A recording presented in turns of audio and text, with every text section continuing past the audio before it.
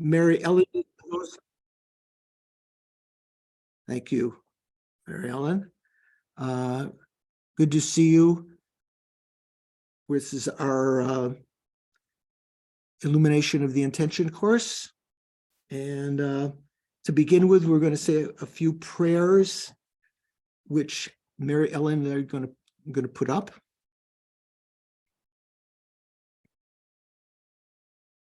Sangye churang suki chognam la, jangchu baru dagni kapsu chi, dagi chunin gipe sognam ki, drola penchir sangye drupa sho.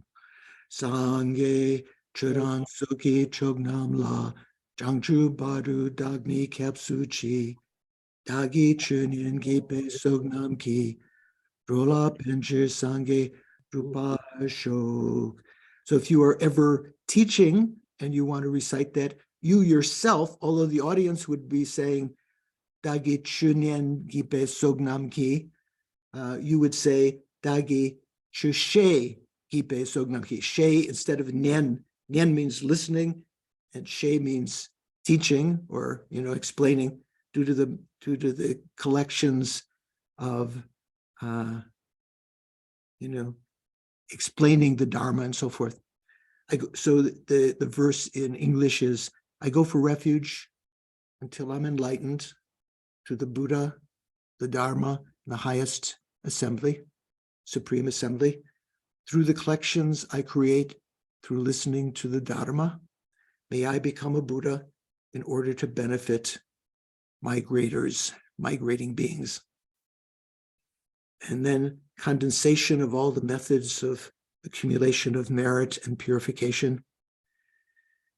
Sajipuki Dukshing Metug Tramri Rablingji Nidegen Padi Sange Shindu Mikte Ulwagi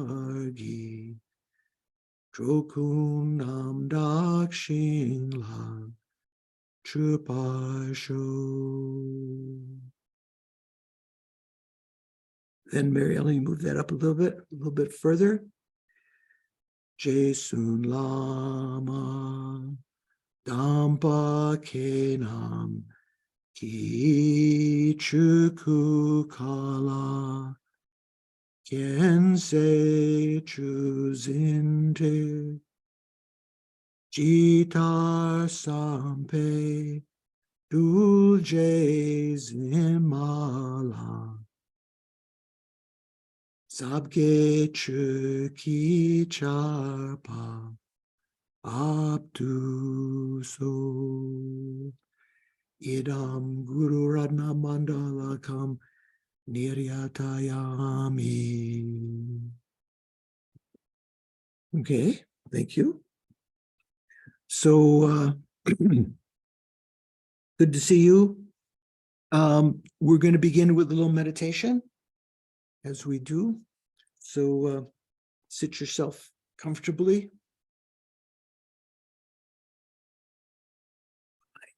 Leg in the Vajra position. Relax your body. Relax your mind. Identify your respiration without controlling it, just like, say, watching your heartbeat, trying to sense your heartbeat. Just sense your breathing. Once you've identified it, place it in your mindfulness to the exclusion of all other thoughts. Watching, being aware with your wisdom consciousness when you're breathing out, when you're breathing in, especially the endpoints.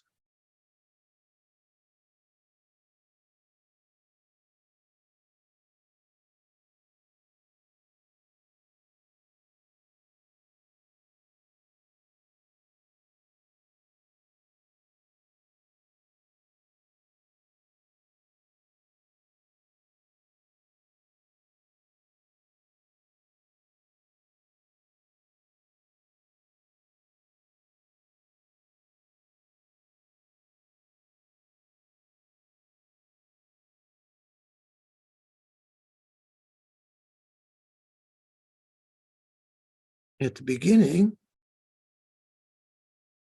you'll notice quite definitely if there are other thoughts in your mind, your mindfulness will be disturbed a little bit by other thoughts creeping in rather than thinking of only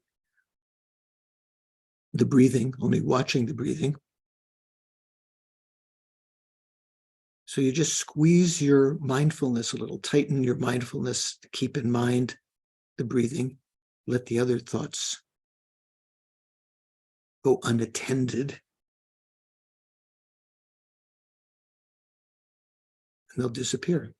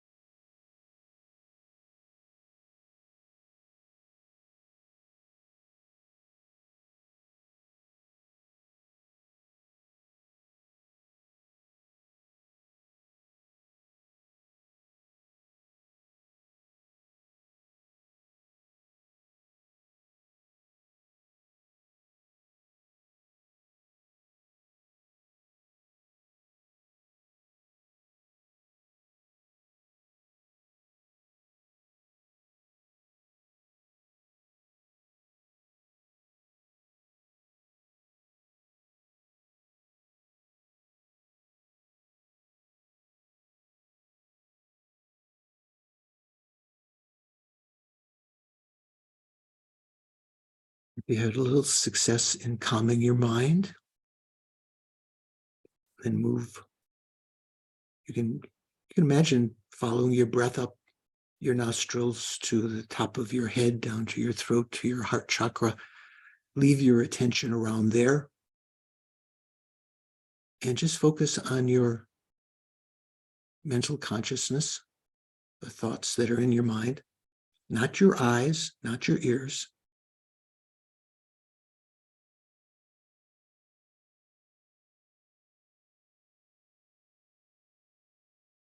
There are thoughts, if there are emotions, if you are feeling anxious or afraid,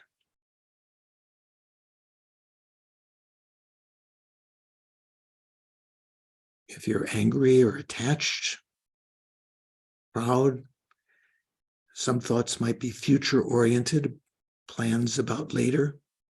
Some might be memories of the past. Some are observations of the present, or maybe judgments upon observations of the present. And then whatever you happen to think about instigates other thoughts, sort of stream of thought,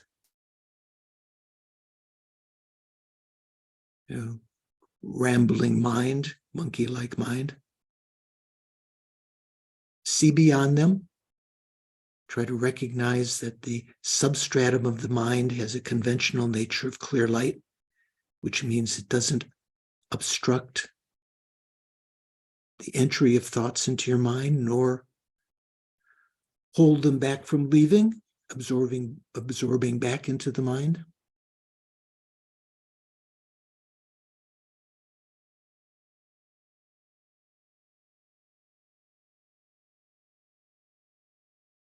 And with your mental consciousness, try to focus on that understanding of the clear light nature,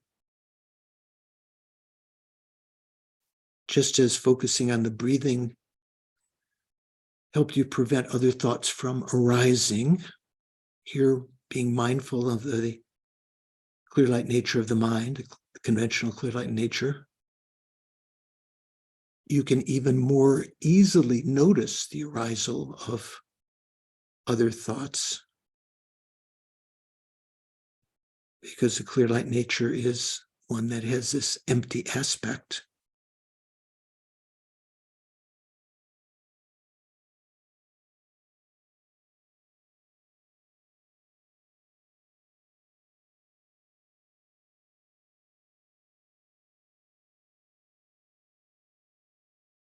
Whenever you get in a blue funk and feel all is, dark and bad, go back to this resource in your mind, the clear light nature. Remind yourself, all of these bad thoughts, or some, even if you don't recognize them as thoughts, maybe depression, just the unhappiness of the mind that you don't necessarily see an immediate cause for, all of this can be eliminated from the mind. It's not, my mind is not this nature. These are just transient, adventitious events.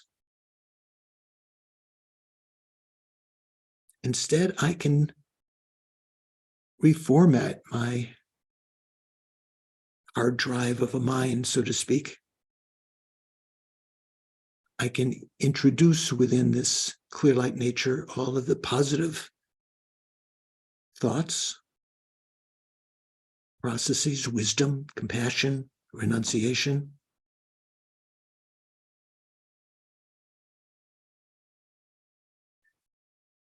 Within this clear light nature of my mind, I can purify negative karmic instincts that are not arisen at the moment, but still have the potential to arise. I'm okay.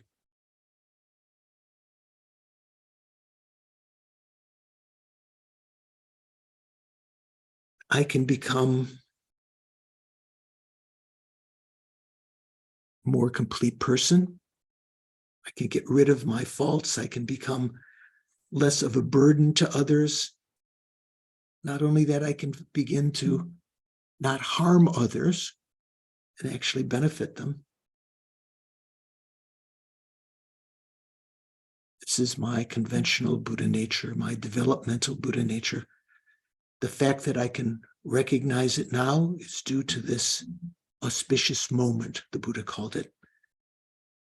This moment when karmic causes I created in previous lives have come together this life in the human realm. When the Buddha's teachings are still existing, when the Buddha taught, there's a community of like aspirants, benefactors. I'm of sound mind and body. I haven't created any of the most heavy actions that would preclude my taking a human rebirth in the next lifetime. I haven't created any of the 5 actions of immediate retribution, or 5 heinous actions, sometimes translated. I could, if I wanted to, become ordained. I haven't any of the faults. I can practice the Dharma rather than spending my time accumulating friends and possessions, trying to get power, notoriety, having the most, I can't remember what they're called, the most posts on Facebook or something like that, or most likes or followers.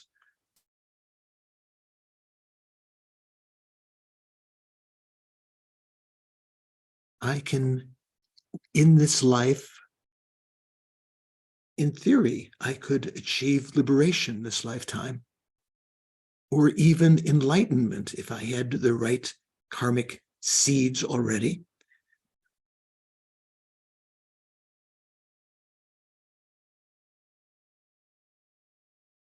In order to become a better person, overcome my faults, and help others, I have to take into consideration the entirety of sentient beings, from the hell realms, hungry ghost realm, the animal realm, including insects and worms and animals we can see and cannot see, the human realm, the God realm, all the living beings migrating from one existence to another have all been my mother numberless times, are in dire straits right now, caught in the ocean of cyclic existence, like the scene in the Titanic, but not even having a portion of the hull of the ship to hold on to.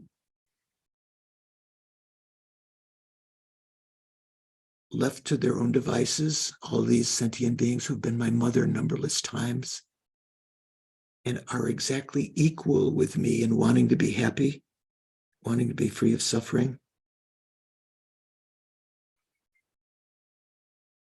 Using this auspicious moment of a human rebirth, perfect human rebirth, to contemplate them for a change from the side of empathy and compassion, thinking that the best use of this auspicious moment would be to create the causes to be able to help them repay their kindness, to achieve my own and their ultimate welfare, my achievement of the state of Buddhahood. In order to do that, I need an accumulation of merit, an accumulation of wisdom.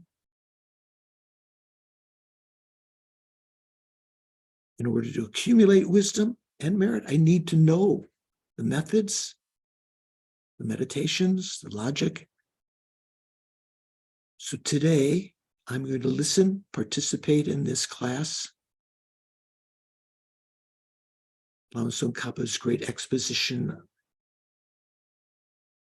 illumination of the intent, in order to accumulate the methods to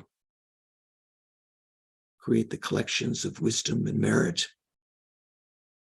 in order to become a Buddha for the welfare of sentient beings.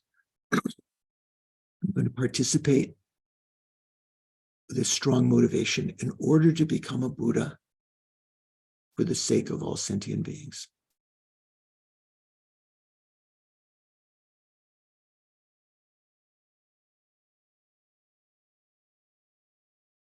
Beyond my trivial, personal, egocentric motivations, wanting to be well-liked, wanting to be learned, wanting to be respected, my deep down ultimate purpose is to achieve enlightenment to benefit all sentient beings.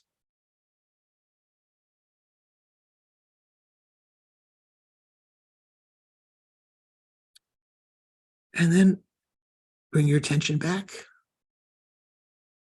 present.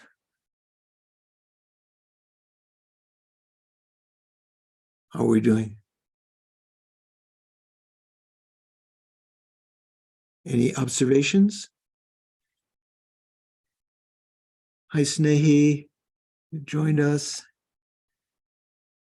Tendran is got her wheels up, prayer wheels. So, I noticed sometime on, it seems to be very popular now in newspaper articles, on, TV, I suppose even in the theater, I don't know.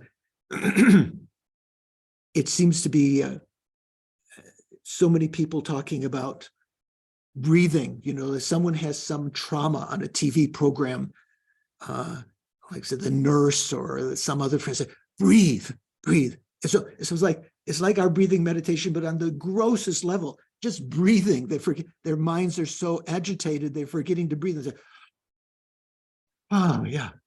So that's the grossest level, of course. Our breathing meditation tries to go beyond that. Not even, not forgetting to breathe, but now using that as a mindfulness of your breathing to help you overcome extraneous thoughts, so that you can, within that quiet state of mind, you can develop virtuous qualities. So did anyone have any questions left over from previous times? Okay, we're missing a couple of people. I think Sister Jennifer is off. Where is she, Paul? She's giving a concert today? The concert's tomorrow. Today is the day-long rehearsal. Oh, the rehearsal. Yeah. So she's, I think she said she'd try to send me a link if it's going to be web broadcast or. Yeah, I don't think it's going to be broadcast, but it is going to be recorded, and we'll send you a link to the recording. Okay. If anyone else is interested, we could. Hopefully Jennifer would be able to share that with us also. Okay.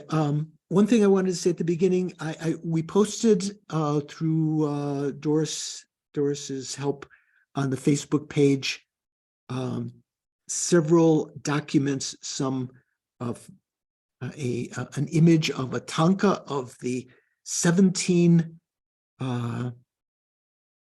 panditas of the Nalanda monastery. So His Holiness the Dalai Lama,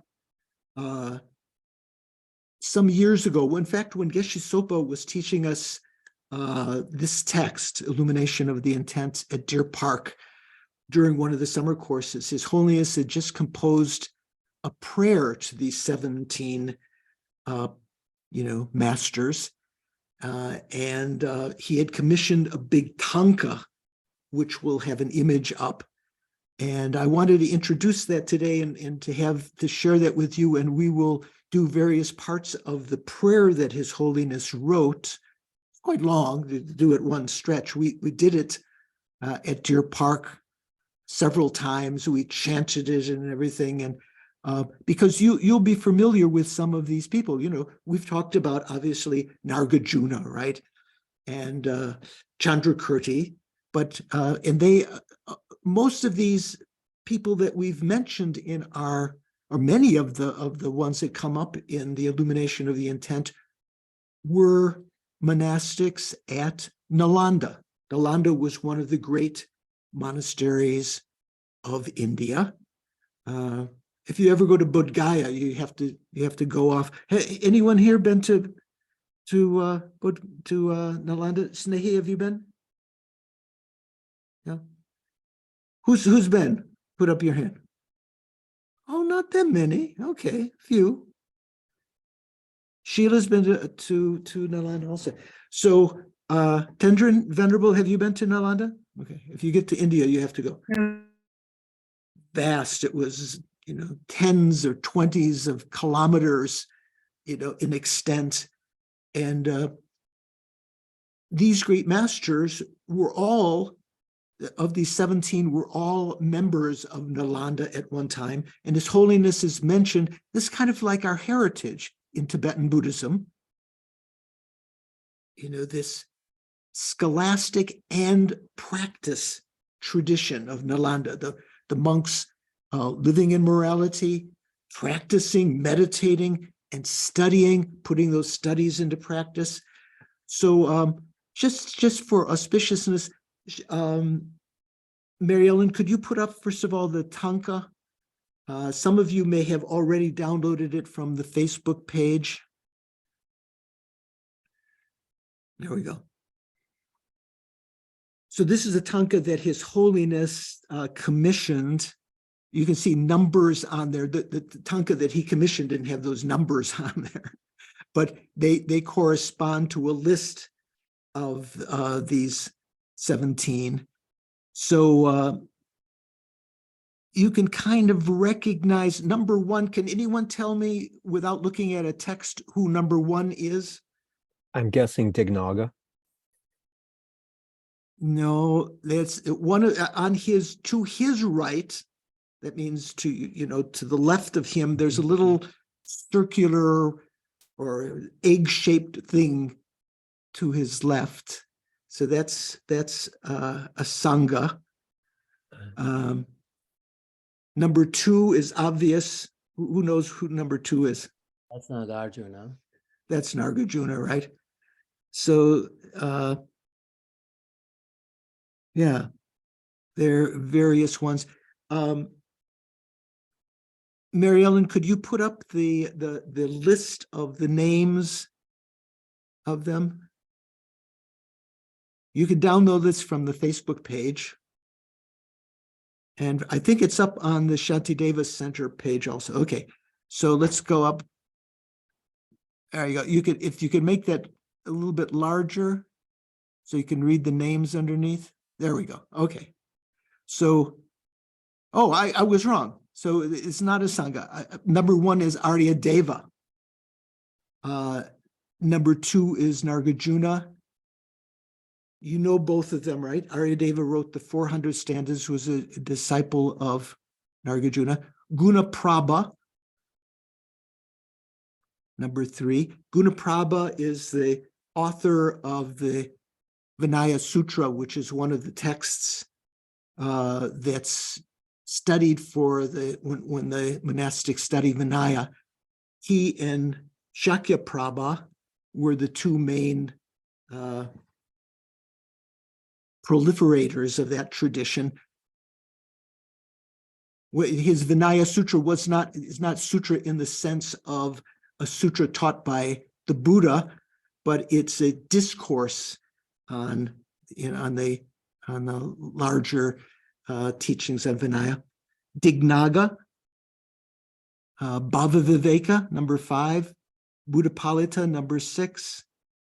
We've talked about both of them, right? We will be talking about them today. Number 7, Chandrakirti.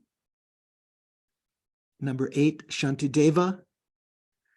Number 9, Atisha, although I put him at the end of the list. Number 10 is Asanga. Asanga also has that, but it's on his, that little thing, little circular egg-shaped thing, right, where the cursor was, as does Vasubandhu, his brother. Shantarakshita. No, that's Shakyapprabha, who is the counterpart of Gunaprabha, who wrote the Vinaya texts. Dharmakirti, Hayabhadra, Haribhadra, I think. Haribhadra, I'm having difficulty pronouncing here. Haribhadra, Arya Vimuktasena, Shantarakshita, Kamalashila, and then Buddha. Buddha is the 18th. He's not part of the 17, but the 17 are around him. So how it works is, if you talk about the wisdom lineage, you have Nagarjuna, followed by Arya Deva, followed by Buddhapalita, who is considered to be the founder of the Prasangika tradition. Bhavaviveka and Buddhapalita were more or less contemporary. They had this debate that we're going to be talking about now. Then Chandrakirti was a follower of Buddhapalita, and Shantideva also, Prasangika. So those are 6. Then you have a Sangha on the method side, who wrote so many, received the texts from Maitreya. His brother Vasubandhu. Vasubandhu also had 4 disciples who excelled him, or 3 disciples who excelled him in various subjects. So the disciple who excelled him in logic was Dignaga, was a disciple of Vasubandhu. So you have Asanga, Vasubandhu, what did I just say? Dignaga, who excelled him in logic, and associated with Dignaga also is Dharmakirti, disciple of Dignaga sometime afterwards. Stiramati. Did I say Stiramati? Stiramati is on that list, isn't he? Did I miss Stiramati? I don't think Stiramati's there. Vimuktasena is there. Oh, okay. That's interesting. I thought that's what when in bed I was trying to count them off. Usually we talk about Stiramati as the disciple of Vasubandhu who excelled him in Abhidharma, but he's not part of these 17. I know at night when I'm trying to count them, I keep on coming up with one extra. So I was adding in Stiramati. He's not one of these 17. So we have Asanga, Vasubandhu, then Dignaga, who excelled Vasubandhu in terms of logic, and Dharmakirti. We have Arya Vimuktasena, who excelled Asanga in terms of the Prajna Paramita. And we have Gunaprabha, who excelled, was a disciple of Vasubandhu, who excelled him in Vinaya. And then associated with Gunaprabha is Shakyaprabha. Then we have Haribhadra, who came after Vimuktasena.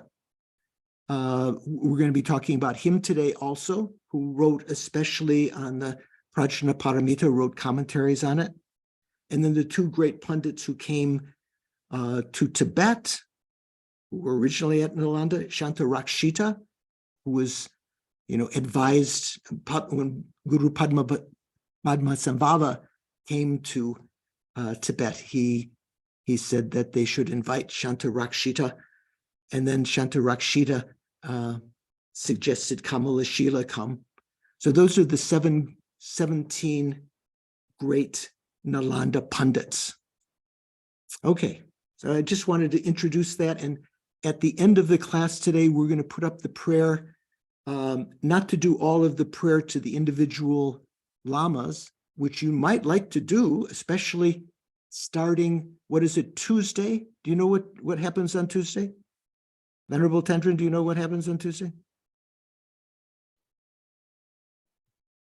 The Monlam, the Great Prayer Festival.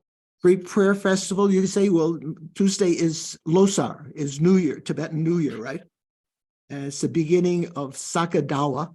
Sagadawa is the name of this fourth Tibetan month within which the Buddha was born, achieved enlightenment, and passed away. And so it's considered very, very karmically heavy. So any events, any actions that you create during that month are multiplied, especially on the full moon day, on the 15th. But it begins with, as Venerable Tendrin said, with a great prayer festival that Lama Tsongkhapa initiated in Lhasa, hundreds and hundreds of years ago when he was there. The Dalai Lama usually gives teachings on the Jataka tales and other teachings. So if you can read this prayer this month, especially because we're studying almost all of these 17 pundits, to request their blessings, and then some of the verses at the end of the prayer, almost like requesting their blessings to make realizations of the path and so forth. Okay, so I just wanted to share that with you. So we're going to begin where we left off last time. This is on page 98, the last line in the written text translated by Thupten Jinpa, on page 172 in Jeffrey Hopkins' translation. Okay, so just to to make a transition. We're just starting the section rebutting objections mentioned in the commentary, or as Jeffrey says, dispelling objections set forth in Chandrakirti's commentary. So what this is there's the text quotes just before where I mentioned about one could ask Bhava Viveka. It says here in the commentary, it says, some feel that if the selflessness of phenomena is taught in the Shravaka vehicle, there would be no point to teaching the Mahayana, the great vehicle. I understand their standpoint to be contrary to reason and to scripture. You know, usually those are the two methods that we analyze something, whether something is in accordance with the scriptures and in accordance with logic, reasoning, or if it's contrary to, as revealed below. Sorry, Venerable George, what page in the Thupten Jinpa? That is page 98, last line, but the quotation I just began is a couple of lines above that, maybe a paragraph or two above that.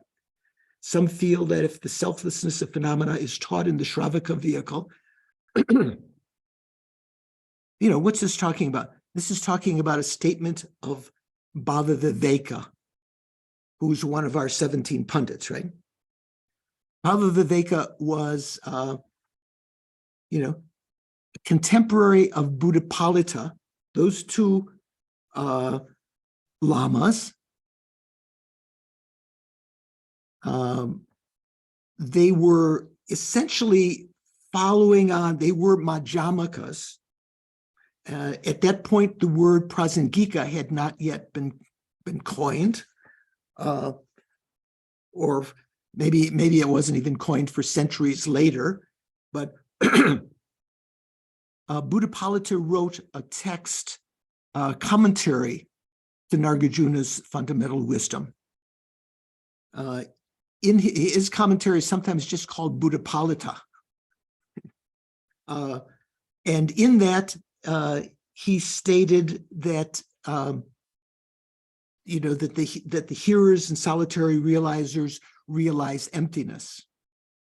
Bhava Viveka, a contemporary of his, who was of, I think, higher caste. So it was difficult for Bhava Viveka, it was difficult for Buddhapalita to criticize Bhava Viveka.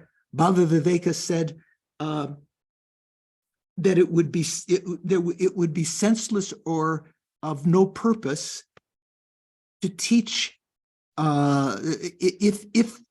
if the Shravaka vehicle taught emptiness of all phenomena, because his position was that in their vehicle was just teaching the selflessness of persons, you know, the lack of a self-supporting, substantially existent person.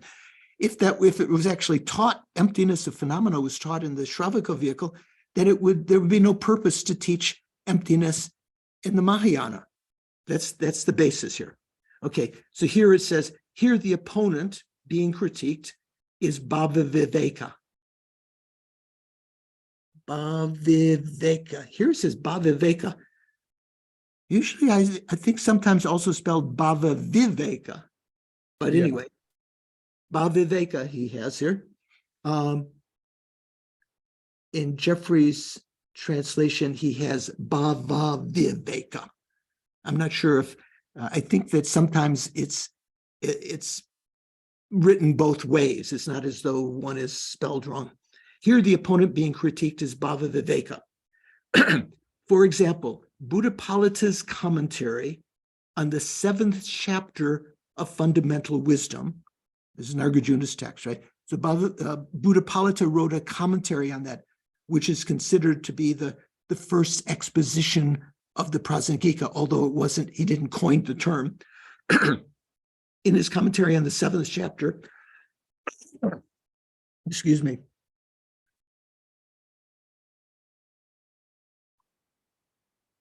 he explains the meaning of the statements in the Hinayana Sutras about phenomena being devoid of self-existence in terms of their lack of existence through an essence.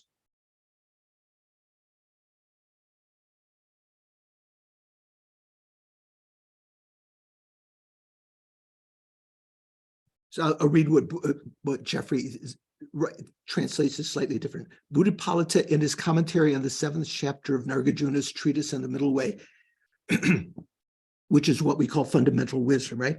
Explains that Nagarjuna's statement, Nagarjuna said this, that the selflessness of all phenomena is taught in the Hinayana Sutras. Bodhicitta says that refers to the non-inherent existence of phenomena.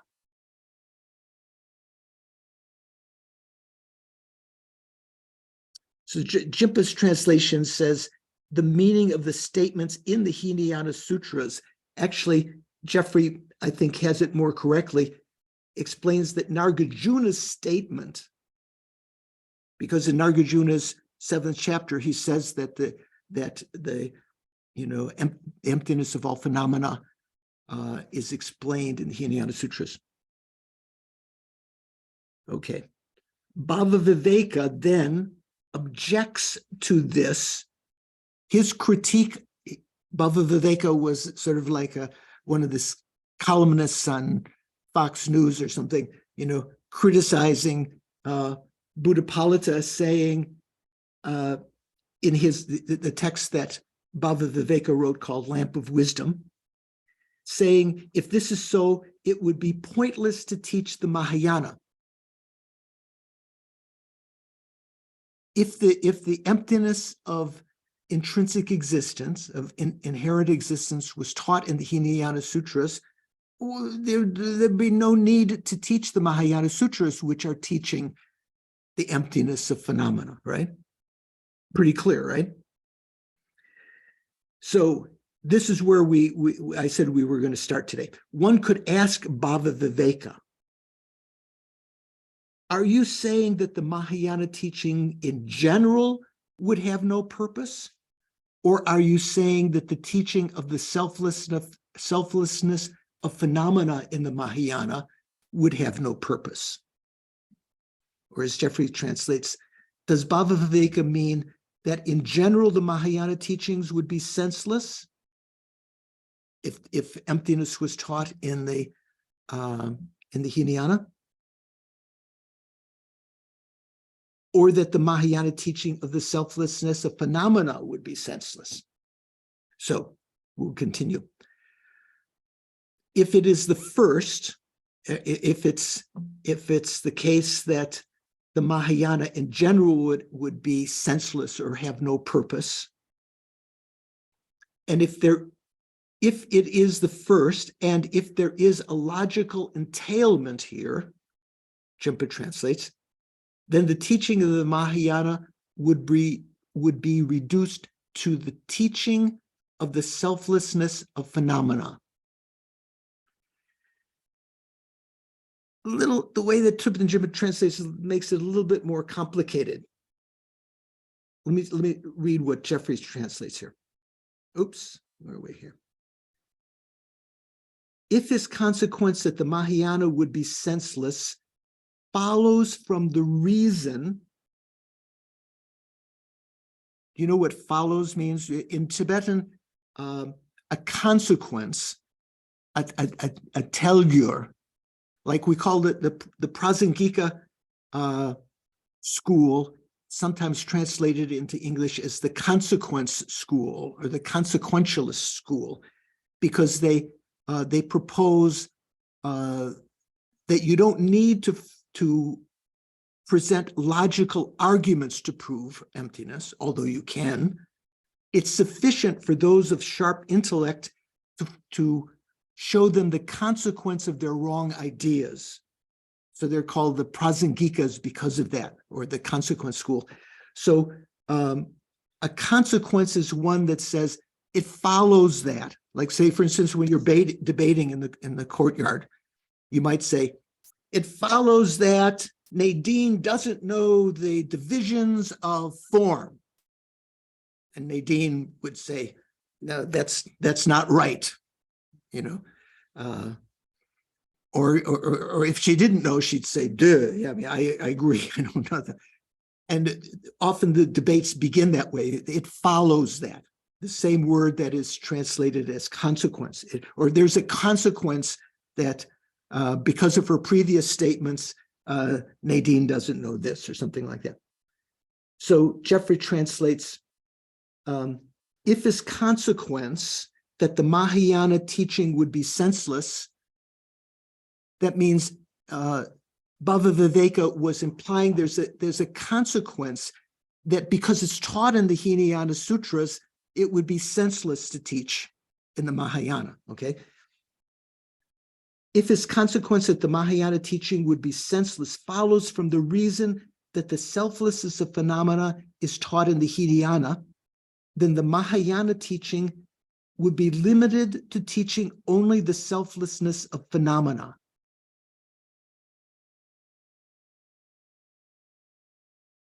Do you follow what that means? It's saying that if he's using that as a reason, that means the only thing that Mahayana is teaching is the selflessness of phenomena, or maybe the only thing more than the Hinayana that the Mahayana is teaching is the selflessness of phenomena. But that's not the case. There is no such entailment, Jimpa translates. There's no such consequence. However, for the Mahayana also teaches the following. It teaches more than emptiness. It teaches the bodhisattva grounds, the practice of the perfections, starting with generosity. We're on the first ground, right? The 6 perfections and so forth, or you count the 10 perfections. It teaches aspirational prayers and expansive dedications. It teaches great compassion and so on, as well as the great waves of the dual accumulations of merit and wisdom. They're not talked about in the Hinayana. And the most excellent powers of the bodhisattvas.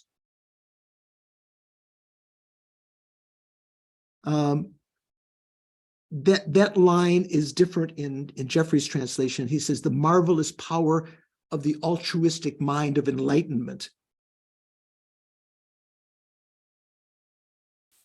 The word Jangsem can mean, Jangchub Sempa can mean bodhisattva, or Jangsem can mean bodhicitta, just writing it in condensed form.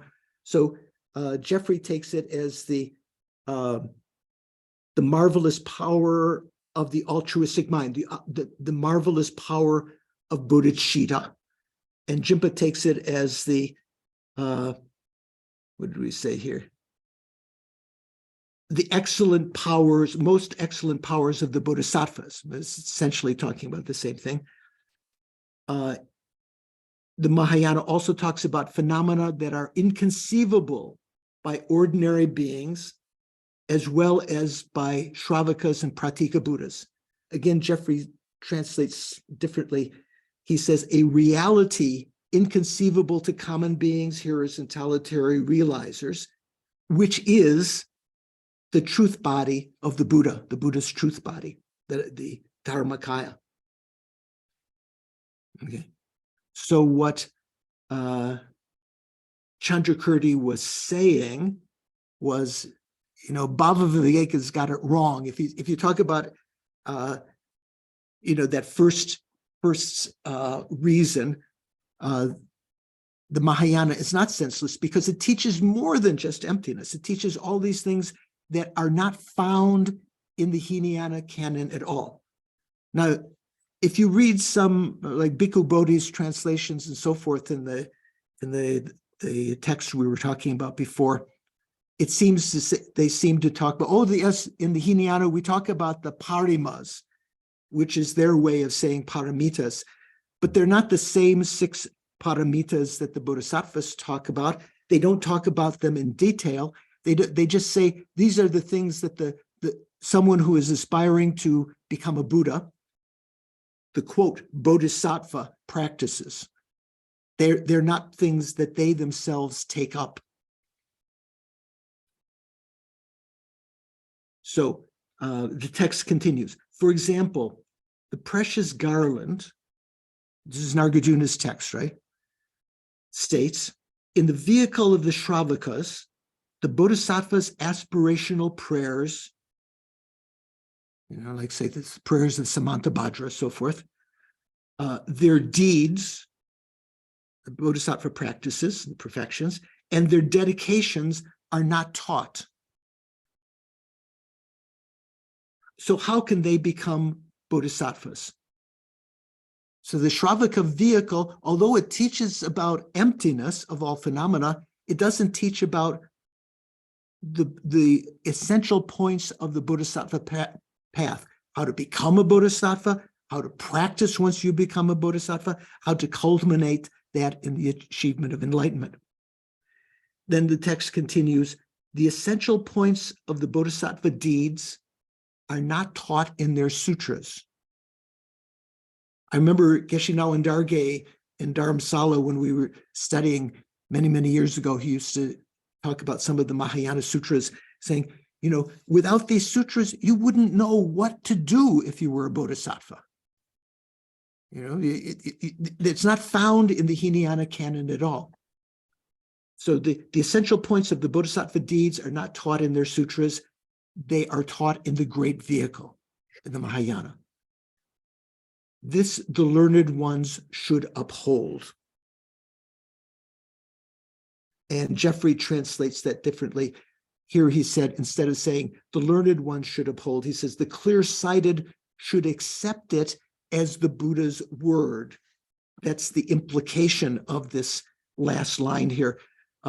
It's not that they should uphold the great vehicle, but they should uphold it or accept it as the Buddha's word, as the teachings of Buddha. So this, remember in the section of Shantideva that we were talking about before, we're mentioning that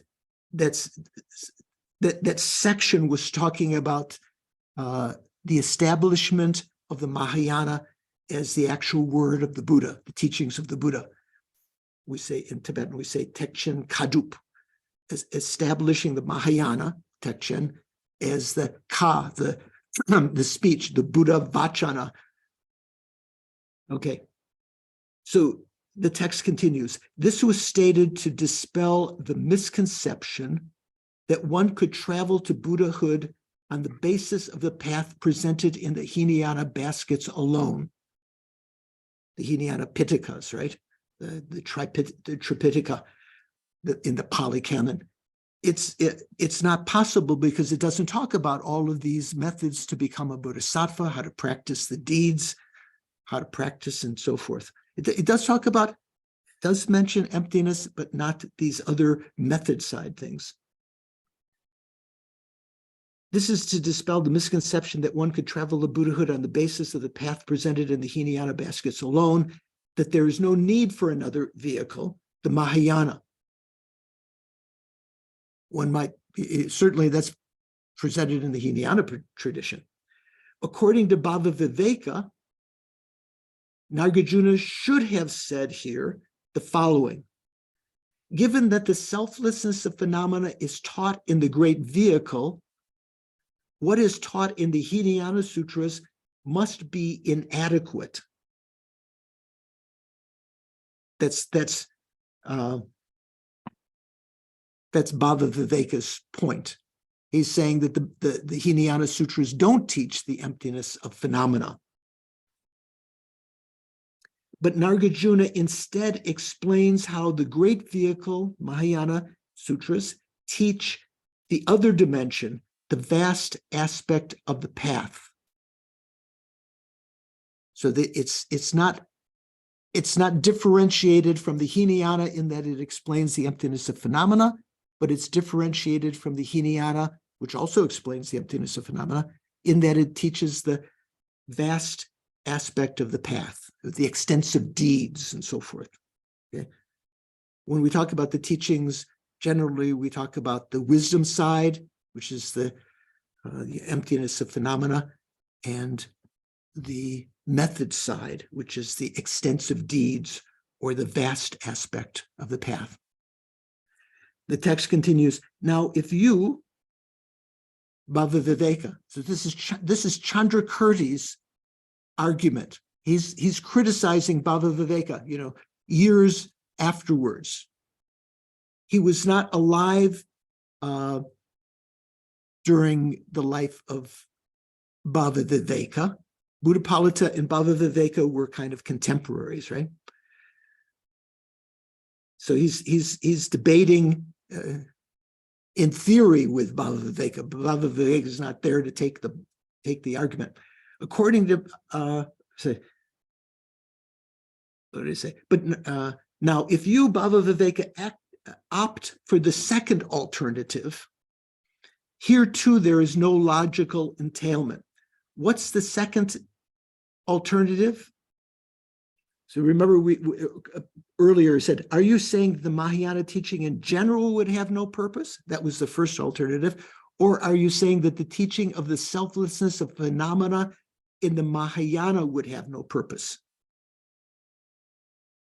So this is the second, that the teaching of emptiness in the Mahayana would have no purpose. Now, if you, Bhava Viveka, opt for the second alternative, here too, there is no logical entailment. There's no consequence.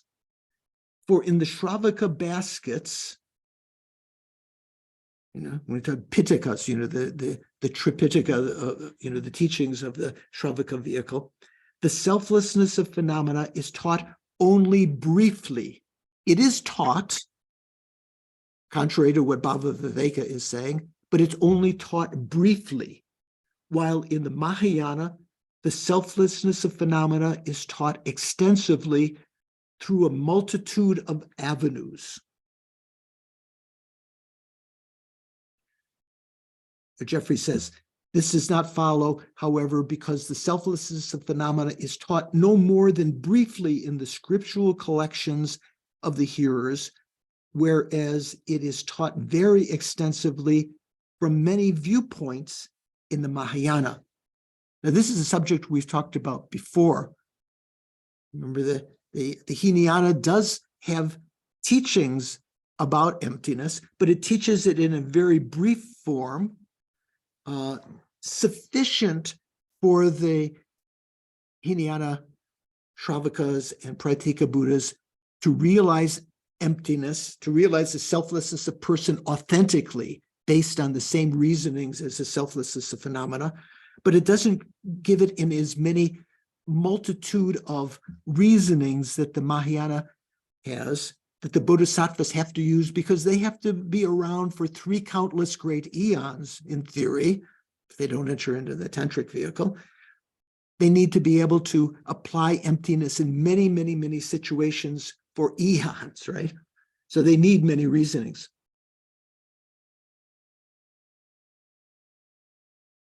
So the text continues. This is indeed the view of the noble Nagarjuna, Arya Nagarjuna.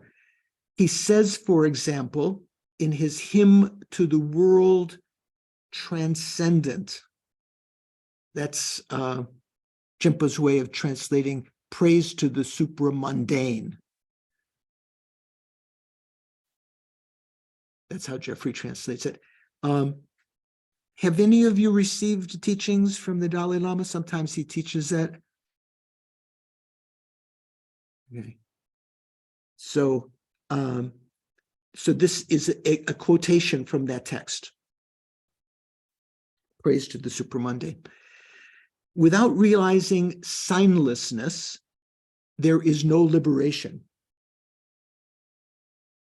You've declared, saying, he's talking to Buddha, it's praising the Buddha. Without realizing signlessness, which means, emptiness, there is no liberation, you've declared. So you taught this signlessness in its entirety in the great vehicle. Or as Jeffrey says, thus you taught it fully in the Mahayana. So that implies that it wasn't fully taught in the Hinayana, right? In the hearer's vehicle. So Jimpa's translation goes, The first two lines of the stanza show how, since it is impossible to exhaust the afflictions without realizing signlessness. Signlessness is another one of the many,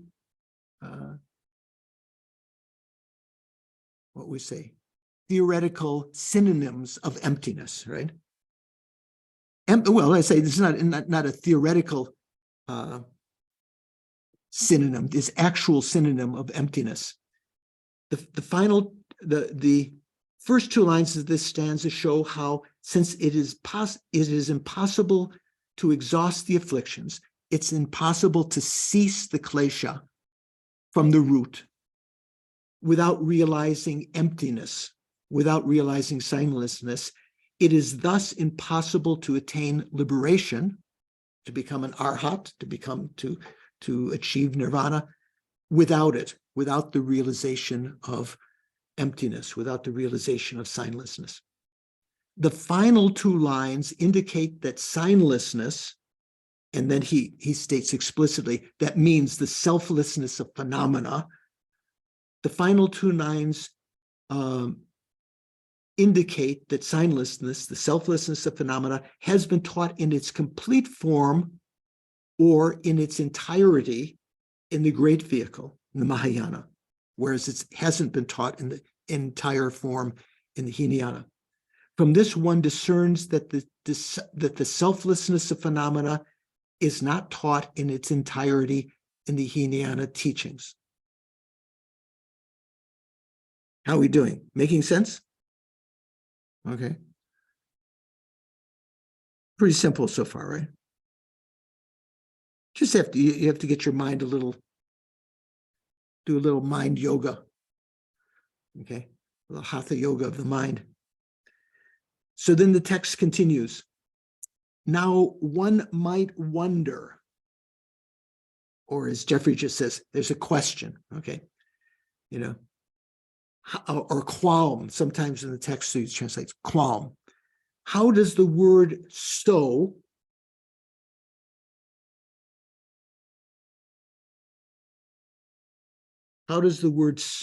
in the above quote indicate that the selflessness of phenomena is taught in its entirety in the great vehicle?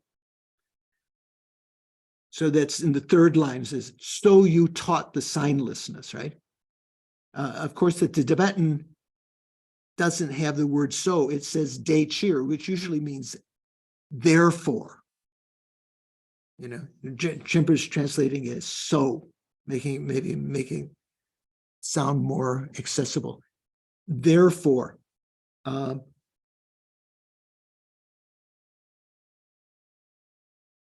Jeffrey translates that qualm, that question. How does the reason given in the first two lines of that stanza explain why the selflessness of phenomena was taught fully in the Mahayana? So the reply, without realizing signlessness, selflessness of phenomena, one cannot attain liberation, the exhaustion of the afflictions. This means the selflessness of phenomena has to be taught even in the Shravaka basket. Yet, there also has to be a difference between the Hinayana and Mahayana. So it's the difference between Hinayana and Mahayana is not in terms of explaining emptiness. They both explain emptiness. Mahayana explains it in more detail, much more detail, but the main difference is that the Mahayana explains about the extensive deeds of the bodhisattvas. Yet, there also has to be a difference between Hinayana and Mahayana in this domain. And the line, so you taught this, needs to be explained in terms of the reason indicating word so, when we say therefore, or Jeffrey says, for this reason, a difference between Hinayana and Mahayana, then he has in parentheses, is that the selflessness of phenomena is set forth fully in the Mahayana, then end parentheses. This is how the reason should be interpreted. Making sense? John, making sense? Nadine? Okay. Oh. KT, can I call you KT? Are you following? Yes. Okay, okay. Thanks. Thank KT. you. What was that show? When I was much younger, there was something on TV. There was some Texas oil man that had some nickname of initials. Anyone remember that? Anyone old enough? Was it JR or something or? JR or something like that. KT, okay. Okay. So then the text continues. These analyses reveal how the objection raised by Bhavaviveka in his critique. So he wrote this, his great lamp of the Madhyamaka. He's criticizing Buddhapalita for saying this, that it was taught in the Hinayana. So these analyses reveal how the objection raised by Bhavaviveka in his critique of Buddhapalita, as well as the contrary consequence it generates, are flawed with no logical entailment. His reasoning is faulty. Chandrakirti says. So, the sequence. Buddhapalita wrote his text, which is a commentary to Nagarjuna. In this commentary to the 7th chapter, he says that Nagarjuna says that often that the emptiness of phenomena is taught in the Hinayana Sutras. Bhavaviveka says that's the wrong way to interpret that, because then the Mahayana would be senseless or purposeless if it's already taught in the Hinayana. And then later, Chandrakirti wrote his critique in this text that we're in Madhyamaka Vatara, which we're reading the commentary to. He wrote that Bhavaviveka was wrong, that Buddhapalita was right. Okay. I think I told you before, there's a Tibetan tradition that says Chandrakirti was actually reincarnation of Buddhapalita. Have you heard that, Paul? I don't remember. It sounds vaguely familiar, but That at the time, Buddhapalita couldn't defend himself against Bhavaviveka because Bhavaviveka was of a higher caste. But so he took up the task in his next life when he was born and appeared as Chandrakirti. I don't know. There is a Tibetan tradition like that. So, therefore, these objections of Bhavaviveka are contrary to reason. That they are contrary to scriptures has already been explained numerous times before. Richard, what does that mean? It means that that he's demonstrated that there's no logical reason to accept the criticisms of Bhavaviveka, and that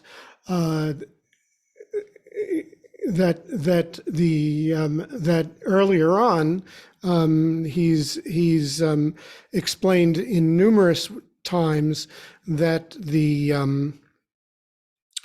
that in the Hinayana does teach emptiness of phenomena, Right, but not in the same extensive detail as is taught in the Mahayana. That they are contrary to scriptures means that, as Richard is saying, there were many quotations from scriptures, both Mahayana and Hinayana. Well, the Mahayana ones say explicitly that the Hinayana teaches the emptiness of phenomena, and that without realizing the emptiness of phenomena, there's no way for Shravakas or Pratika Buddhists to achieve their arhatship or to become Aryas or to become, to reach nirvana. And there were quotations in scripture, in the Hinayana scriptures, that you could see we're talking about, as Nagarjuna and Chandrakirti said, we're talking about the emptiness of phenomena. Okay. So how are we doing? Are we okay? Okay. Shanka's giving thumbs up. Mikhail, following?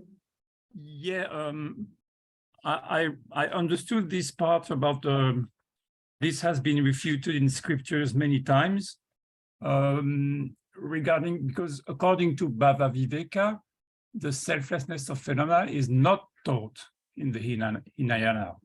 Right, right. So he doesn't, he would not be quoting those scriptural citations and logical, like say, for instance, the very first scriptural citation we had when all this began was Chandrakirti quoting in the Madhyamaka Vatara in his Bhasham, in his auto commentary, that the Dashabhumika, the 10 Bhumi Sutra, said that the bodhisattvas don't excel the Shravakas and Pratika Buddhas in terms of wisdom until the 7th Bhumi. Wow. So the implication was that on the path of seeing, on the first Bhumi, they don't excel them by wisdom. So that would imply that the wisdom of the Shravakas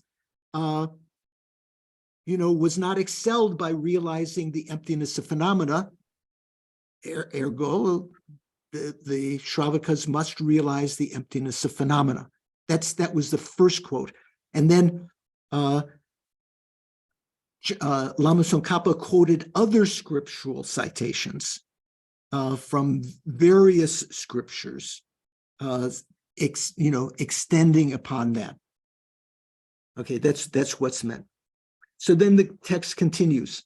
In that case, what did Tibetan we say? Una, in the Tibetan text, it means, if that's true, in that case, one might ask, what then is the meaning of what the master Chandrakirti says on whether or not the selflessness of phenomena is taught in its entirety in the baskets of the Mahayana and Hinayana, and on whether or not one meditates on the selflessness of phenomena in its entirety on the paths of both of these vehicles. I think I must be a Jeffrey Hopkins groupie because I always find his translations to be more clear. Here, Jimpa says, what then is the meaning of what Master Chandrakirti says? The name is not given in the Tibetan. Jeffrey translates it, what is the meaning of the Master Nagarjuna's explanation? Nagarjuna was the one that is, the name is, Chandrakirti or Nagarjuna is not mentioned in Lama Tsongkhapa's commentary here. Jimpa's just translating it, assuming that it means Chandrakirti. Jeffrey is translating it, assuming that it means Nagarjuna. What is the meaning of Master Nagarjuna's explanation that the selflessness of phenomena is taught fully in the Mahayana, but not in the Hinayana scriptures? Okay. That's a question. That's the one might ask. Also, what is the meaning of his explanation, Nagarjuna's explanation, that the selflessness of phenomena is fully cultivated on the Mahayana path, but not on the Hinayana path? Okay, so that's the qualm or the question here. So the reply. Now, the point is not at all that the realization that all phenomena lack intrinsic existence is present in the Mahayana practitioner, but absent in the Shravakas and Pratika Buddhas. The point is not at all that the realization that all phenomena lack intrinsic existence is present in the Mahayana practitioner, but absent in the Shravakas and Pratika Buddhas, who possess only a partial realization, or that they realize only certain phenomena as devoid of intrinsic existence. Does that make sense to you? It does, but it's but the way in which it's expressed is backwards to the way I would want to have it articulated. So Jeffrey's translation of that reply is, in no way does Nagarjuna teach that hearers and solitary realizers do not, like the Mahayanas do, cognize that all objects of knowledge are without intrinsic existence. He doesn't teach that they don't, that the Shravakas and Pratika Buddhas don't realize this, but rather that they cognize just a portion of objects of knowledge are without intrinsic inherent existence. He's not saying either of those things. So going back to Jimpa's translation, for once one has established by means of valid cognition the selflessness of phenomena in relation to even a single basis, if you've realized the selflessness of phenomena with respect to one object, one thing, one basis, then when one examines other bases in terms of whether they possess true existence,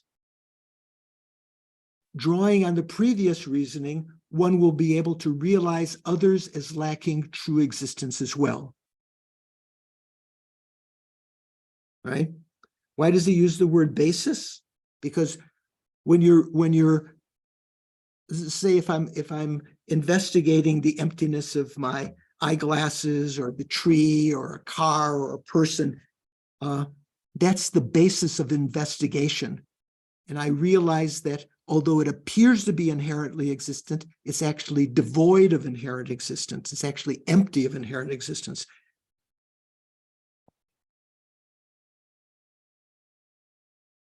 Where are we? For once one has established by means of valid cognition the selflessness of phenomena in relation to even a single basis, just one thing, then when one examines other bases in terms of whether they possess true existence, drawing on the previous reasoning, one will be able to realize others as lacking true existence as well. If you apply the same reasoning to other things, once you've realized it on one object, on one basis, you can apply it to other bases very quickly, very easily.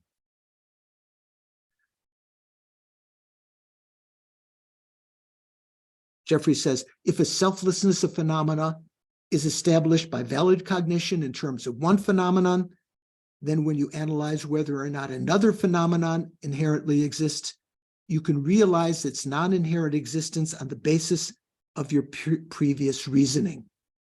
You don't have to use reasoning again. Make sense? Okay. So then the text continues. Some among those who claim to be proponents of the Madhyamaka, some people who claim to be Madhyamakas, while supposedly upholding the tradition wherein the true existence of entities has been negated, assert the emptiness of true existence itself to be truly established. What does that mean? Stephen, do you know what that means?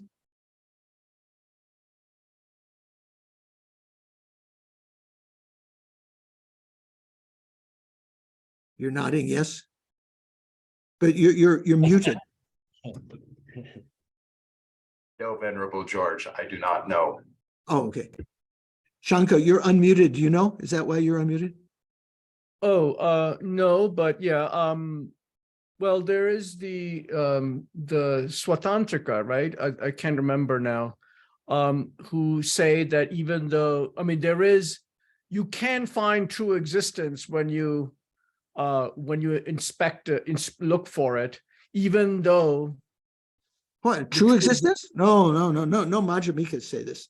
no. I'm saying that the emptiness of true existence itself can be established as true. Oh, okay. Right? So the emptiness, things don't exist the way it appears, but the emptiness of that thing that I'm looking at does exist. Does So exist you inherently, yeah. That is, Yes. some people, so the Prasangika would say that that's completely wrong.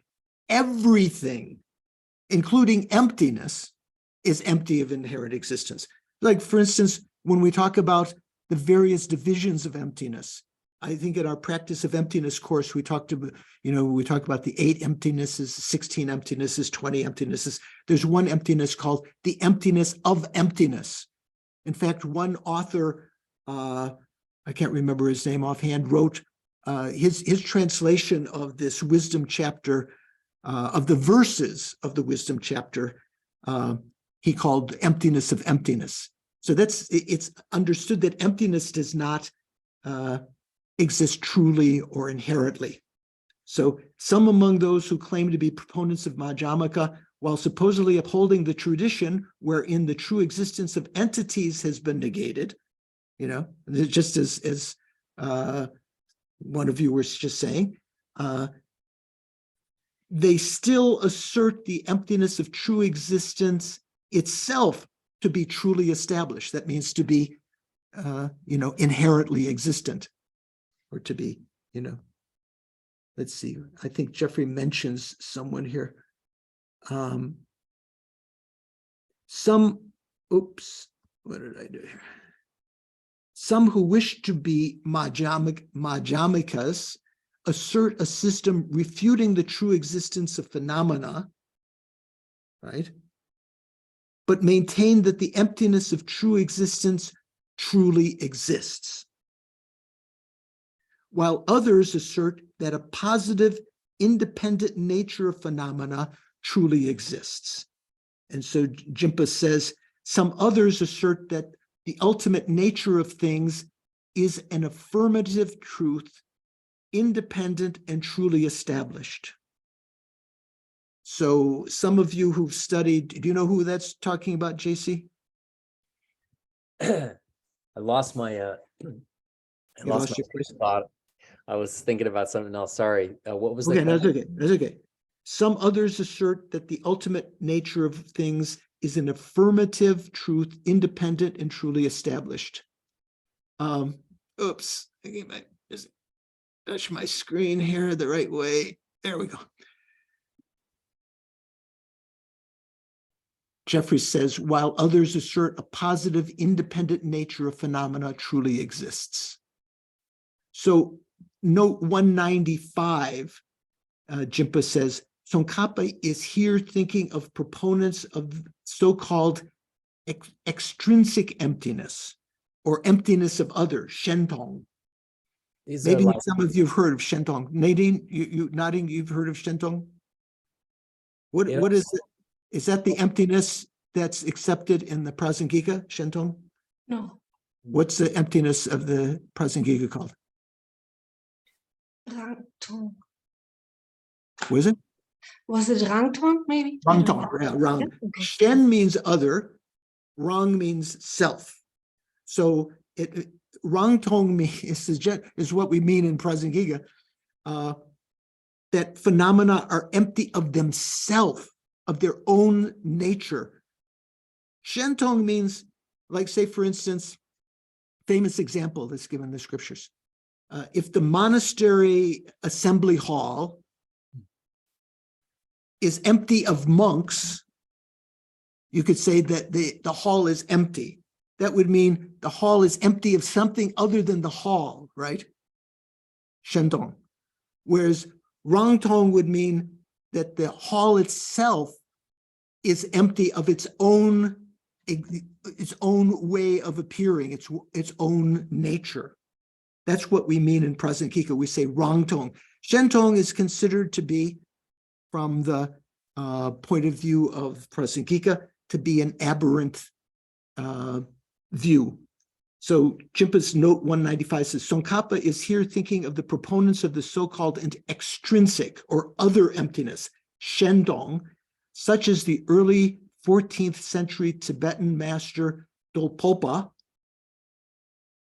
who Jeffrey wrote several books about, who maintained that emptiness itself is absolute, eternal, and truly existent.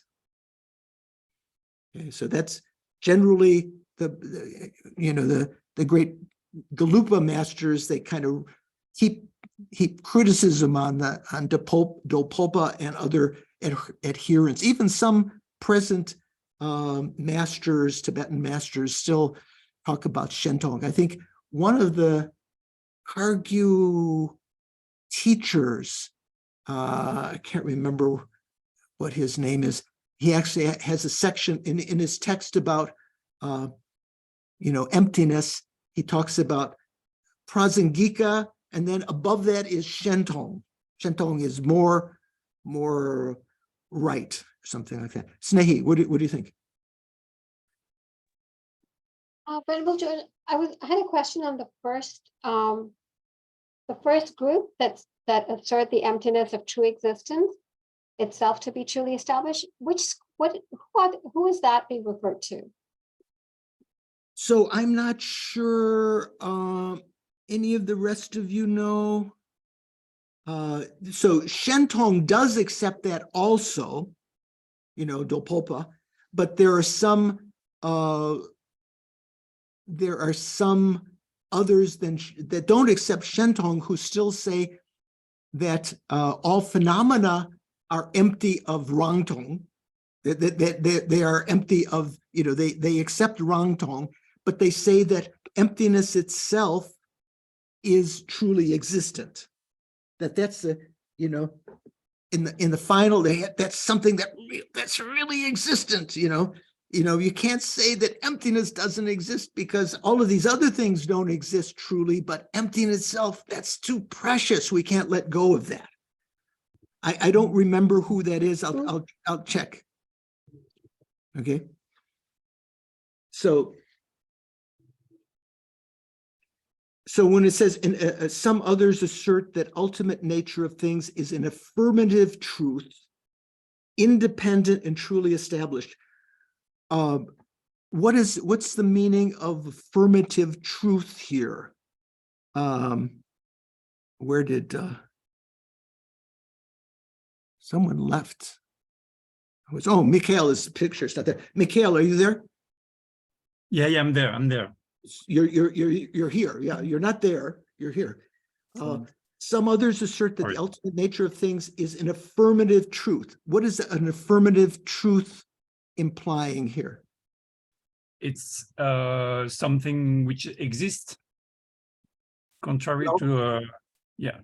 Well, even for Prasangika, even negative phenomena, negative truths exist. Affirmative truth, from the point of view of Prasangika, is emptiness a positive phenomena or a negative phenomena? Do you know? Negative. Negative. It's what's called a non-affirming negation. It doesn't posit anything in place of what it's negating. So it negates inherent existence, right? But it doesn't posit anything in place of that inherent existence. It's not like saying, it's not black, it's blue.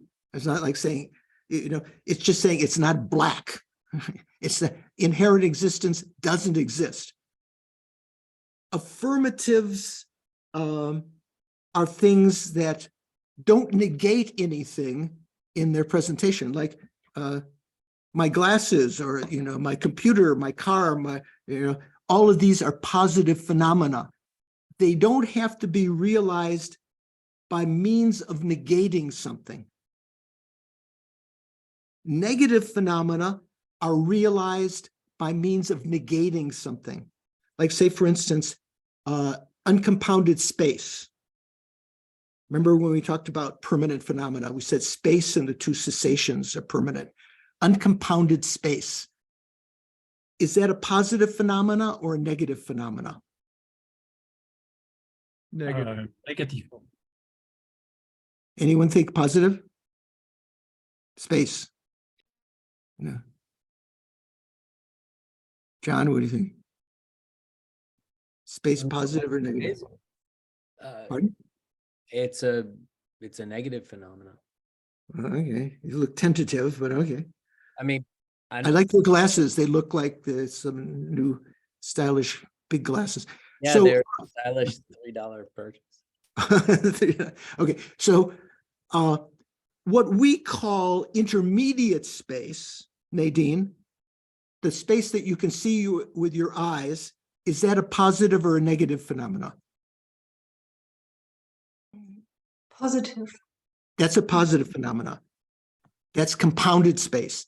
What we say, it's not what is meant by akasha, uncompounded space.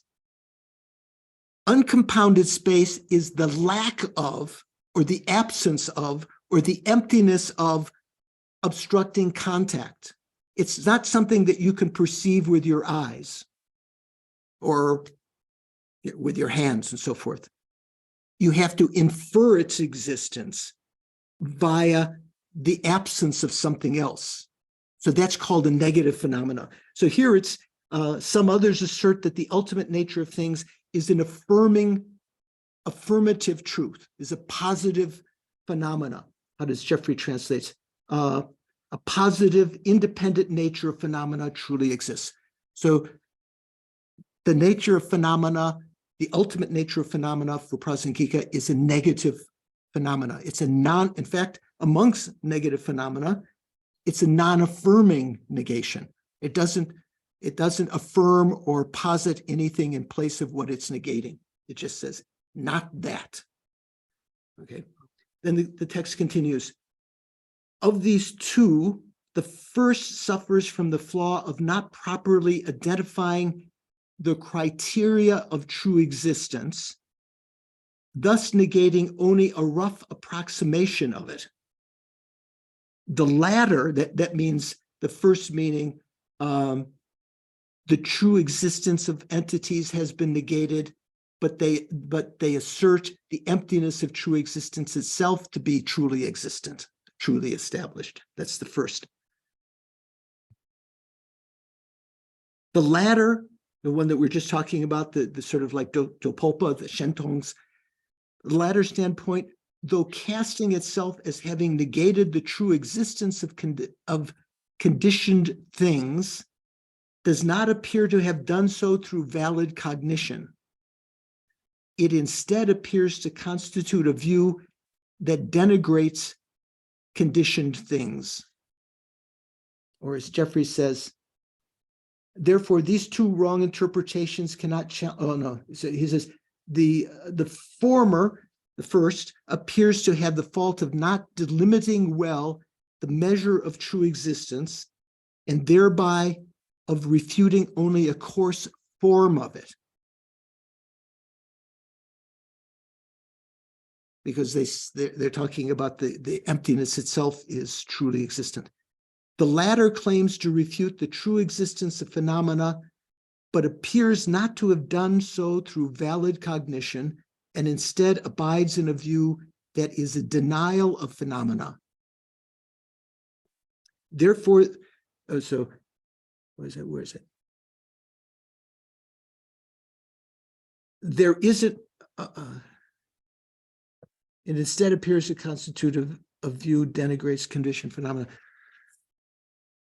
Jeffrey has also there another sentence, part of it is in parentheses. Therefore, these two wrong interpretations cannot challenge our position that if the emptiness of one phenomena is realized, the emptiness of any phenomena can be realized based on the previous reasoning.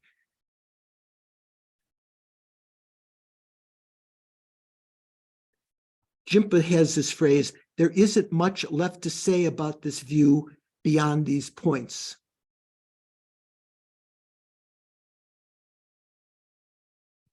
The Tibetan says just a few words. It says, Dedaki mengepa medo. Jeffrey translates it as, just what I just read. Therefore, these, and then he puts in parentheses, two wrong interpretations cannot challenge, and then in all the rest is in parentheses, our position that the emptiness of one phenomena, that if the emptiness of one phenomena is realized, the emptiness of any phenomena can be realized based on the previous reasoning. The Tibetan, I don't know if Paul or John or anyone else reading the Tibetan, it's not clear what that actually means. Dedaki mangepa medo. Mangepa means indefinite. May means doesn't exist. There's no nothing indefinite by these. So it's not clear which of those interpretations of Jimpa's translation or Hopkins' translation is better. Mikhail, you have a question. Yeah, I don't really see how the second interpretation from Dolpopa would be a denial of phenomena.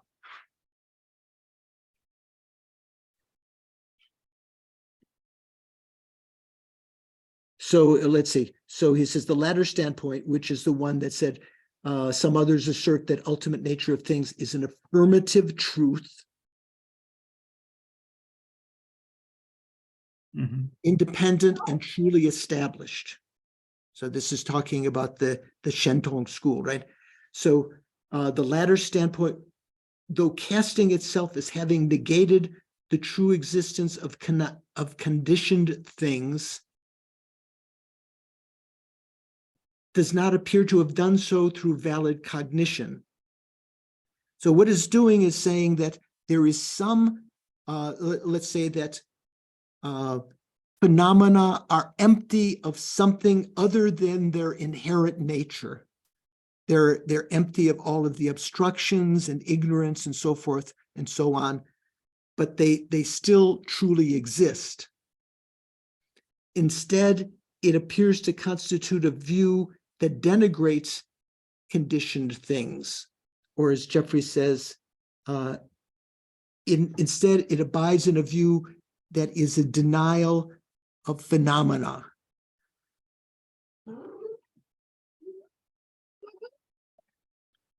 Does it mean that phenomena are nothing apart from their true existence, their ultimate truth? I would have to go back and I will check on that for next time or for our discussion group. I think Dolpopa's view is one in which phenomena are, the general, trees and cows and, persons and so forth don't really exist at all. And that the only thing that really exists is this ultimate, ultimate nature of things. The ultimate nature of things is an affirmative truth, independent and truly established. I'll check a little bit about that. Jeffrey Hopkins wrote a couple of books on Dolpopa's views, and also in his series on the Lekshe Ningbo. I think, Paul, you were editor of some of those, weren't you? Or you involved? I did some proofing for him. Proofing. So there were 3 volumes. So he goes into a lot of discussion about that. For me, it's very complicated because it's not something that we delve into very much. Yeah, right. Those three books. So I won't go into it right now, but I'll try to do a little research and see how we could interpret that. Shanka, what do you think? Yeah, my question was, so the first standpoint, which is asserts that the emptiness of true existence itself to be truly established. Right. It says some assert. So who asserts that one? I had thought it was a Swatantrika, but maybe I'm wrong. No, that's more Shandong bars. There, again, I don't know, sometime when Geshe Zopa was teaching, and some other lamas, they knew who Lama Tsongkhapa was referring to here. The second position about the ultimate nature of things being an affirmative truth, independent and truly established, that's generally Dolpopa and the Shentongbas. I don't know who in particular, because he says here, some among those who claim to be proponents of Madhyamaka, or as Jeffrey translates, some who wish to be Madhyamakas. So the word de, which can mean wish or assert. This is, or as Jimpa translates here, claim. Some who claim to be proponents of Madhyamaka, or Jeffrey says some who wish to be Madhyamikas, assert a system. In other words, they're not Madhyamikas. Assert a system refuting the true existence of phenomena. That's okay, but maintain that the emptiness of true existence truly exists. So I don't know exactly who that is. I'll try to get. And Shentong is the term Jeffrey Hopkins uses called in other books called extrinsic existence? Is that the same one? That's what Jimpa is translating here as intrinsic, extrinsic. No, extrinsic, right? Extrinsic, right. Okay. Extrinsic means other. Right. The other, outside of itself. Whereas Rangtong is, you might call, maybe Jimpa would translate in intrinsic emptiness. Okay. Usually we say emptiness of self or emptiness of other. So say, for instance, my computer is empty of itself, is Rangtong, is empty of itself. What does that mean? That means that what appears to be the computer itself is not really there. That appearance of inherent existence of the computer coming from its own side. That's the Rangtong. Shentong means the computer is empty of things other than itself. Like the example of the temple assembly room being empty of monks. Sometimes the monks are there, sometimes the monks are not there. When they're not there, it's empty of, it's empty of monks. It's not empty of being a temple, it's empty of monks. So when you said my computer is empty from the Shentong point of view, what it's trying to say is the implication in the computer is empty of something other than itself, but there is something there. Well, is that correct? Here it says, of the food, the first suffers from the flaw of not properly identifying the criteria of true existence, thus negating only a rough approximation of it. That's which one are you talking about? The Shentong. So that okay. So that asserts that the ultimate nature of things is an affirmative truth, independent and truly established. And then it says that latter standpoint, though casting itself as having negated the true existence of conditioned things, fancying itself as negating the true existence of conditioned things, does not appear to have done so through valid cognition. So it doesn't seem to have negated the true existence of things. Again, these particular points, as they're talking about other more or less contemporary interpretations of Buddha, usually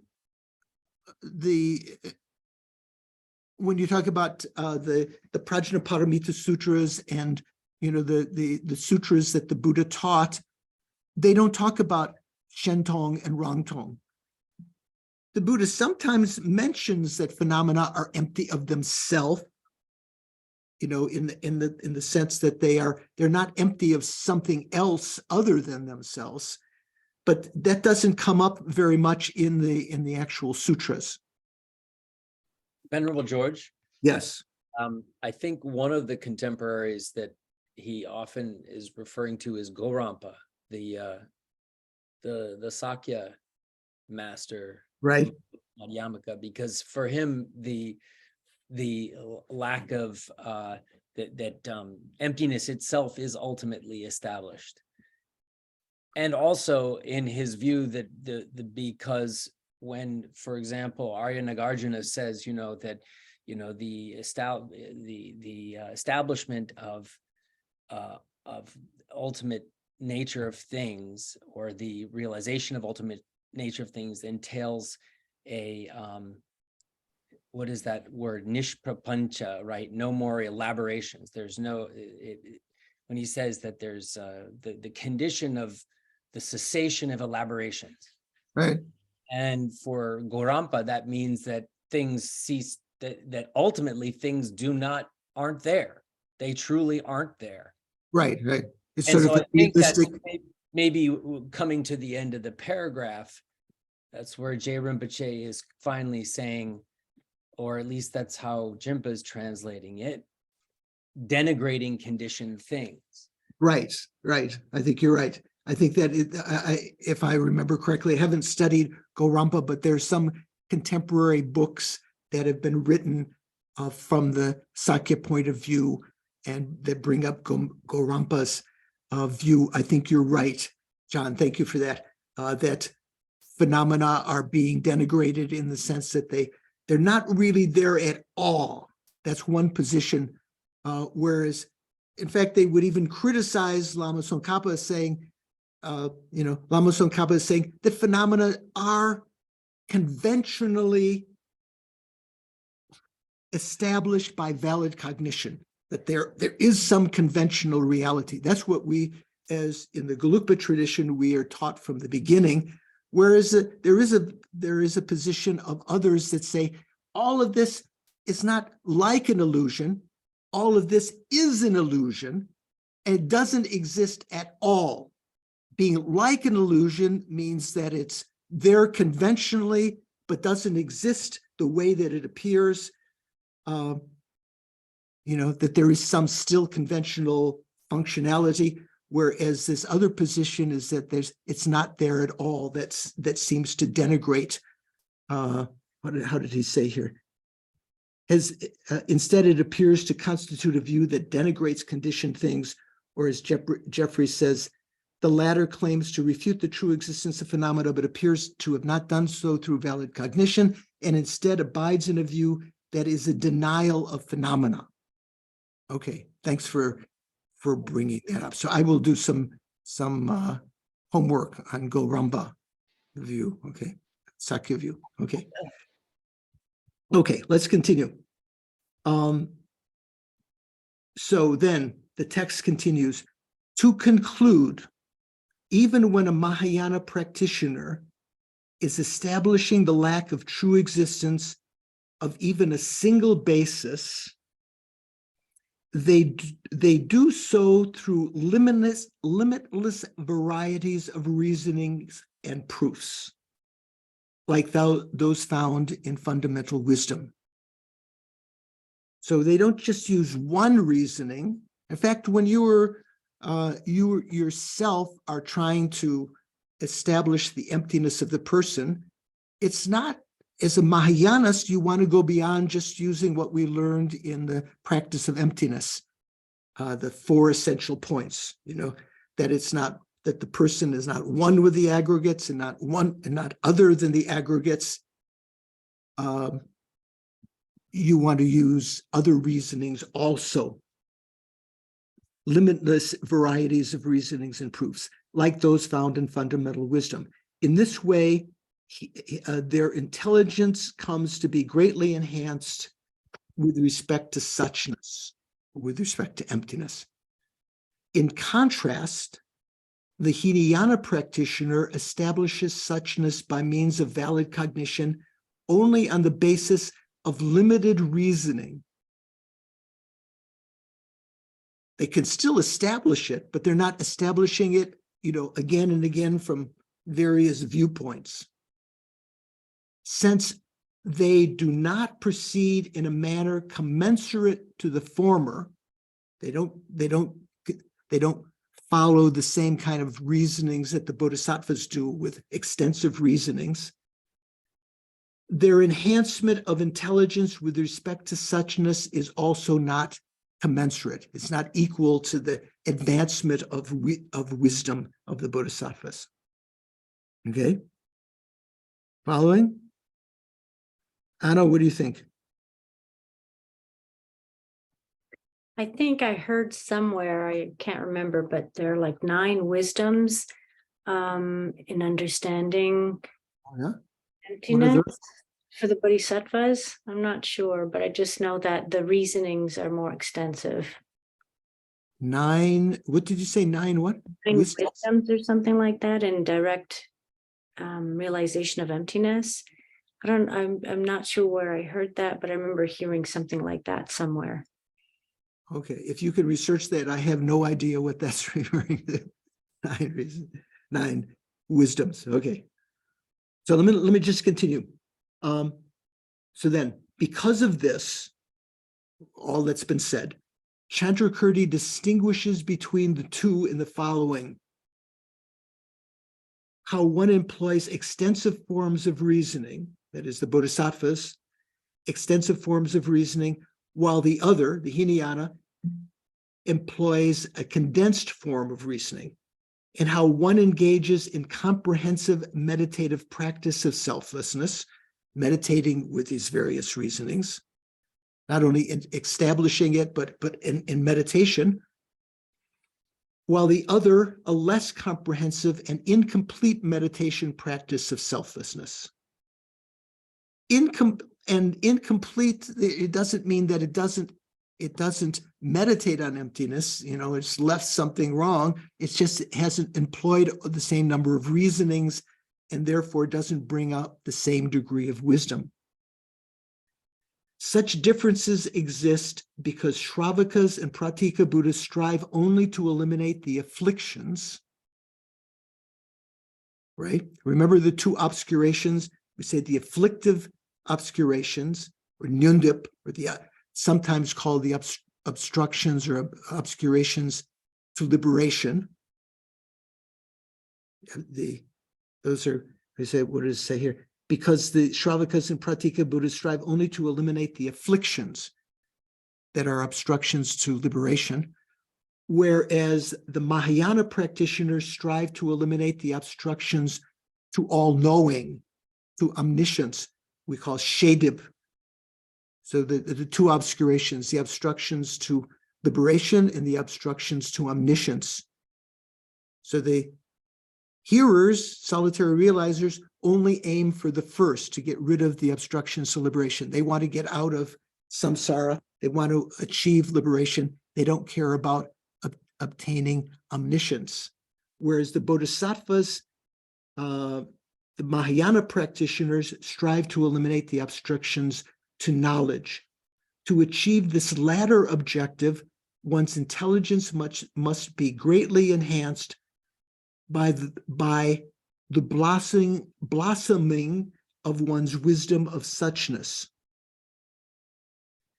Here, Jeffrey says, hence their minds become greatly broadened with respect to suchness. Hinayanists use only brief reasoning to establish suchness by valid cognition. They do.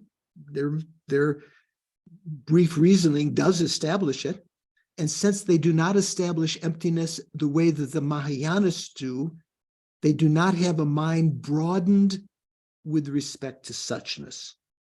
Therefore, Nagarjuna sets forth a difference of vastness or abbreviation and of fully or not fully meditating on selflessness. This difference arises because hearers and solitary realizers strive to abandon only the afflictions, the obstructions to liberation, and cognizing a mere abbreviation of the meaning of suchness is sufficient for that. Mahayanists are intent on abandoning the obstructions to omniscience, and for that it is necessary to have a very broadened mind of wisdom opened to suchness. Not only that, the to eliminate the obstructions to omniscience also requires to have developed bodhicitta, which the Hinayanists do not. Even if the Hinayanist still wanting to get to liberation, not having bodhicitta, even if they were to broaden their understanding of emptiness with, extensive reasonings that the bodhisattvas apply, they could not eliminate the obstructions to omniscience simply by broadening their wisdom. They also need that extra factor on the method side of bodhicitta. Okay, making sense? Melvin, how are you doing down there? Your picture's on the bottom of my screen. Are you following? Are you there? Maybe he's gone. Sorry, I'm still here. I was just trying to figure out how my phone worked. I'm following. I'm here. Okay, good. Any questions? No, I'm good. Thanks. Okay. Toby, you okay? You okay? Yeah. I'm not going to ask Diana Abramo a question, but just see if she has any questions. You're okay? Okay. Mary Ellen? Okay. So this first section here was, how did he say? Rebutting the objections mentioned in the commentary. That means, the statement that Chandrakirti made, some people objected to that. Now, rebutting objections not mentioned in the commentary. That means that are other objections that the Shravakas and Pratika Buddhas realize emptiness that are not mentioned in the commentary. So here, one might ask, be that as it may. Be that as it may. How should one interpret the following lines from the Ornament of Realizations? So, Doris, what is the Ornament of Realizations? What text is that? Abhisamaya Alamkara. Did I say it right? Yeah, very nice. Yeah, good pronunciation. Abhisamaya. So some of you have studied with Venerable Sanghi Khandro, the fourth chapter or something of that, or maybe some of the 70 topics. So the Abhisamaya Alamkara, who wrote the Abhisamaya Alamkara, Doris? Was it discourse by the Buddha? It was Maitreya. Well, yeah, a Buddha, yeah, Maitreya, who is currently the regent in Tushita heaven, in the same way that Shakyamuni was the regent in Tushita heaven before he came to earth as a universal teacher 2,500 years ago. When he left, Maitreya was installed as the regent, and he will come sometime many eons from now to turn the wheel of Dharma again, right? He'll be a universal teacher. So Maitreya taught these 5 texts to a Sangha, these 5 texts of Maitreya, one of which is called the Abhisamaya Alamkara. So this is mentioning that. So one might ask, how should one interpret the following lines from the Abhisamaya Alamkara?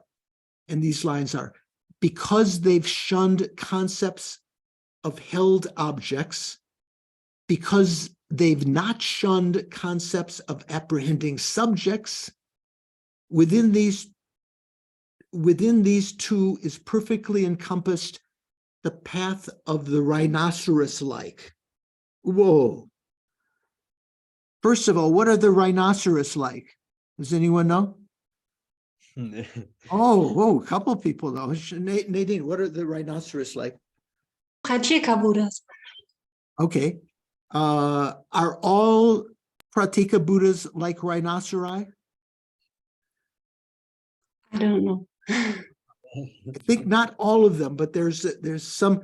So what's the implication here? Paul, do you know about rhinoceri? Rhinoceroses? Well, they're solitary, right? That's the thing about the Pratyeka Buddhas, is there's congregating and rhinoceros-like, and the rhinoceros-like are the solitary Pratyeka Buddhas, if I remember Right. correctly. Even though Pratyeka Buddhas are called solitary realizers, from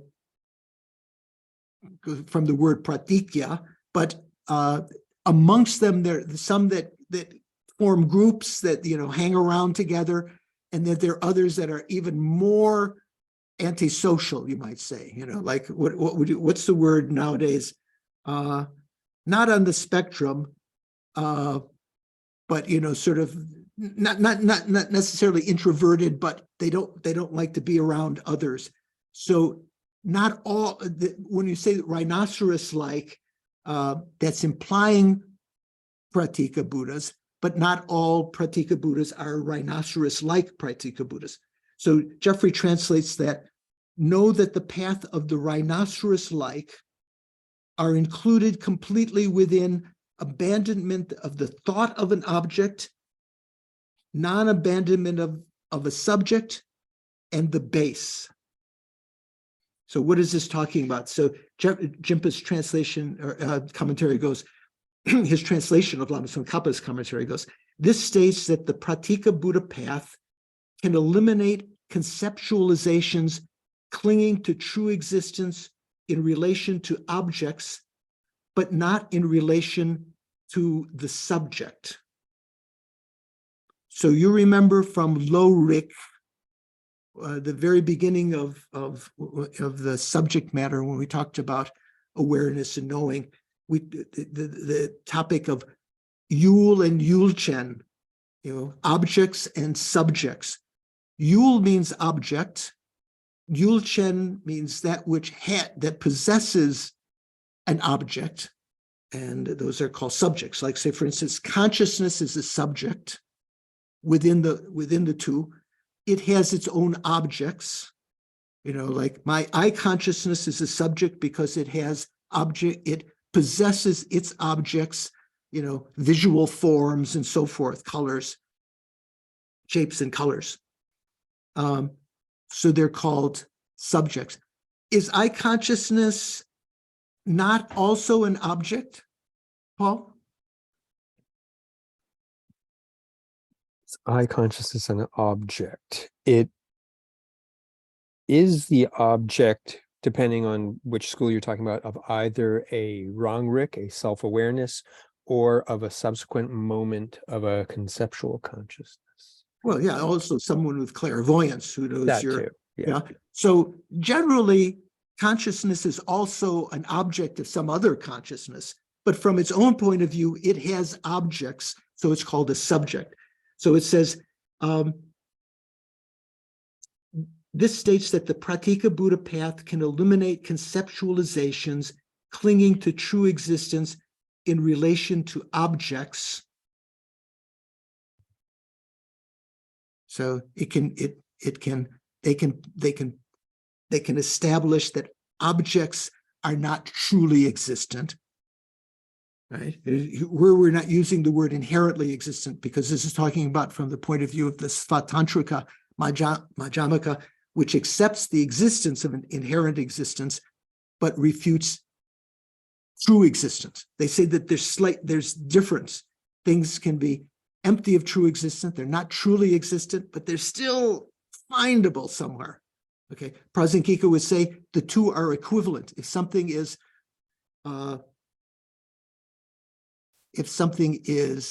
empty of true existence, it's also empty of inherent existence.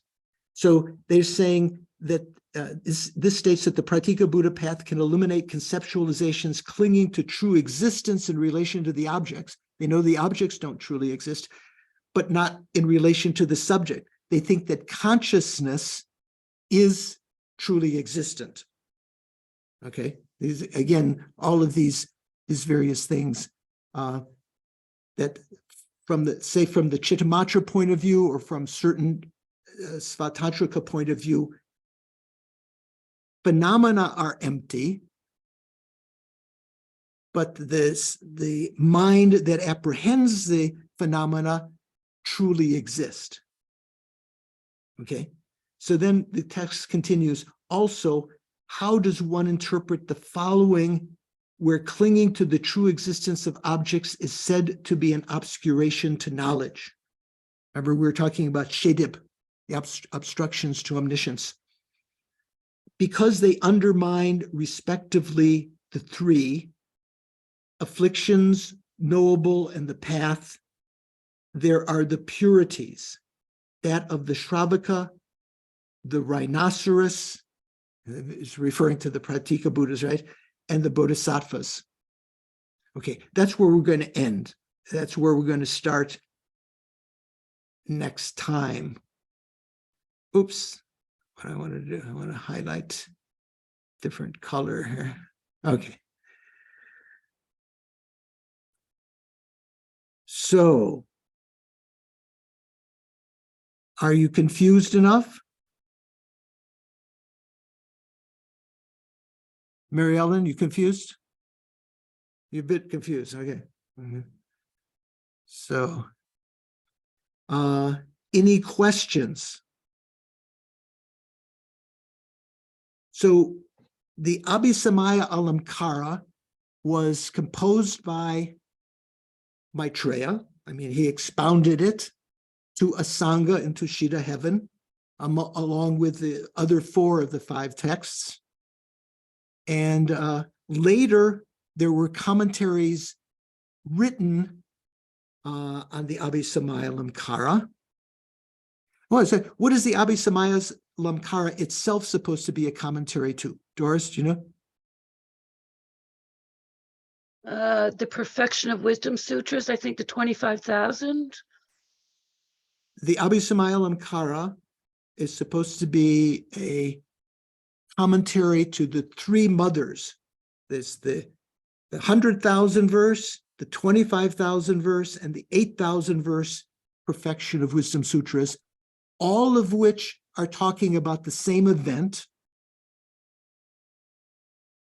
recalled by people in different forms. Some remembered every detail, all the words, everything that was said. 100,000, 25,000 is like just leaving off some of the details. 8,000 verse is called the abbreviated. They're all talking about the same event, and they're all those 3 sutras, Prajnaparamita sutras.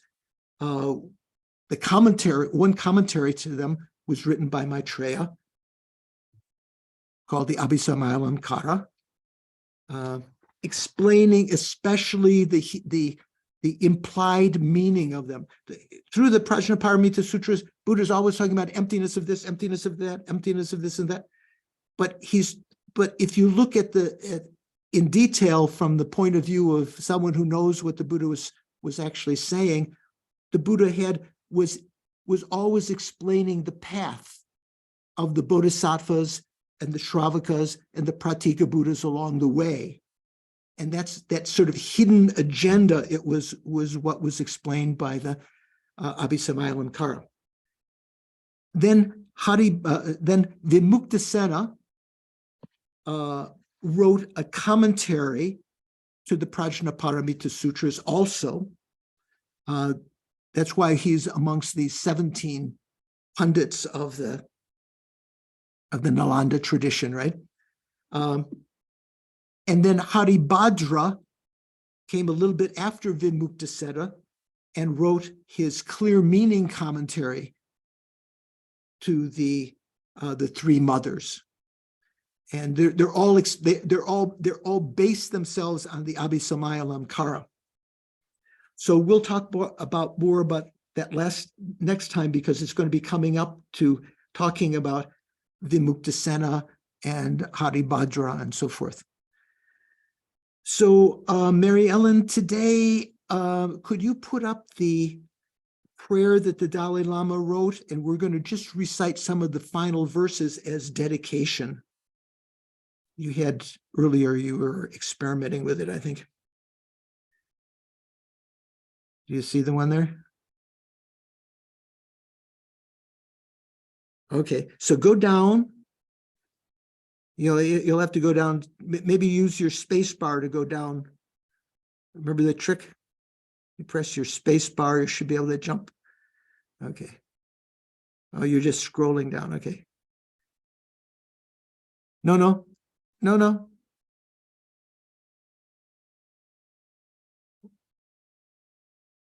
There you go. Okay. So just go down a couple of pages after the. Can you do that?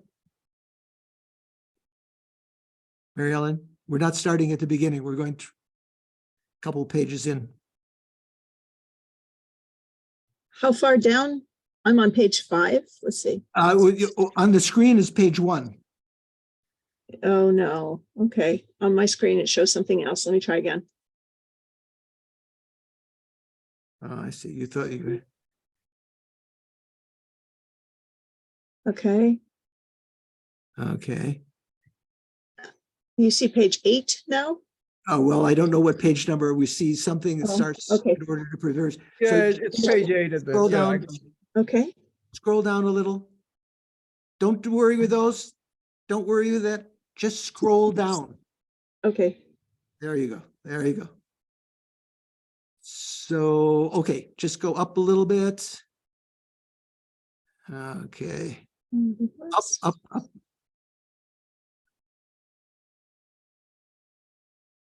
Okay. Stop here. Yeah, that's good. Okay, so here, this is after particular praise and request is made to each of the 17 panditas. And now at the end, it's talking about, what one's requesting them to. So we're requesting Arya Nagarjuna and Chandrakirti and Haribhadra and Nagarjuna and Shantideva and so forth. The following: may I be blessed so that I plant the foundations for the path to freedom. May I understand the fundamental nature of reality and the meaning of the two truths. May I gain certainty about the four truths and how samsara is perpetuated or discontinued, and through valid cognition, develop stable and lasting faith in the three jewels. May I be blessed so that I come to master uncontrived bodhicitta, right? Together with its roots, a mind of renunciation seeking the goal of perfect liberation, in which all forms of suffering and their causes are thoroughly pacified, and a compassionate wish to protect all beings as limitless as space itself. So we can dedicate our merits in these ways. May I be blessed so that I arrive easily at a definitive understanding of all the profound points of the path of the transcendent perfection vehicle, the paramita vehicle, and the Vajrayana through studying, reflecting, and meditating upon the meaning of the great pioneering master's classic works. In life after life, due to these merits, may I find the perfect situation and set up the threefold training, the training of higher morality, higher concentration, and higher wisdom. May I work for the good of the teachings, just like the great pioneering masters of old, and through teaching as well as through practice, may I maintain and enhance the transmission and understanding of the Dharma. In every community, may there be more and more great scholars and practitioners due to my merits. May those scholars and practitioners avoid entirely all unethical and mistaken forms of livelihood and devote their time to study and reflection, teaching and meditation, so that the whole world is enhanced and made beautiful to behold. Through the power of this, may I swiftly traverse all the paths and stages. So when we talk about the 5 paths and the 10 stages or the 10 bhumis, of the complete approach combining sutra and mantra to reach the level of an omniscient Buddha, spontaneously benefiting myself and others. And may I continue to fulfill the wishes of beings for as long as space exists. That's the end. So if you get a chance to download these, if you don't already have, during this month, starting Tuesday is Tibetan New Year. That whole month from that until the next new moon, so that Losar is the beginning the new moon of Sakadawa. And then the full moon day, 15 days later, is the special day when karma is even greater, even more multiplied. So if you can do these practices, so to do prayers and praises, requests to these 17 masters, all of whom, most of whom are mentioned in this text. I don't think the Gunaprabha and Shakyapabha are mentioned much, but in the course of the text, almost all of the rest of them are. It might be very auspicious for our, continued teachings. So thank you very much. That constituted our dedication. Look forward to seeing you next week. If you have time on Monday, I'm reminded again and again, 2 p.m. Eastern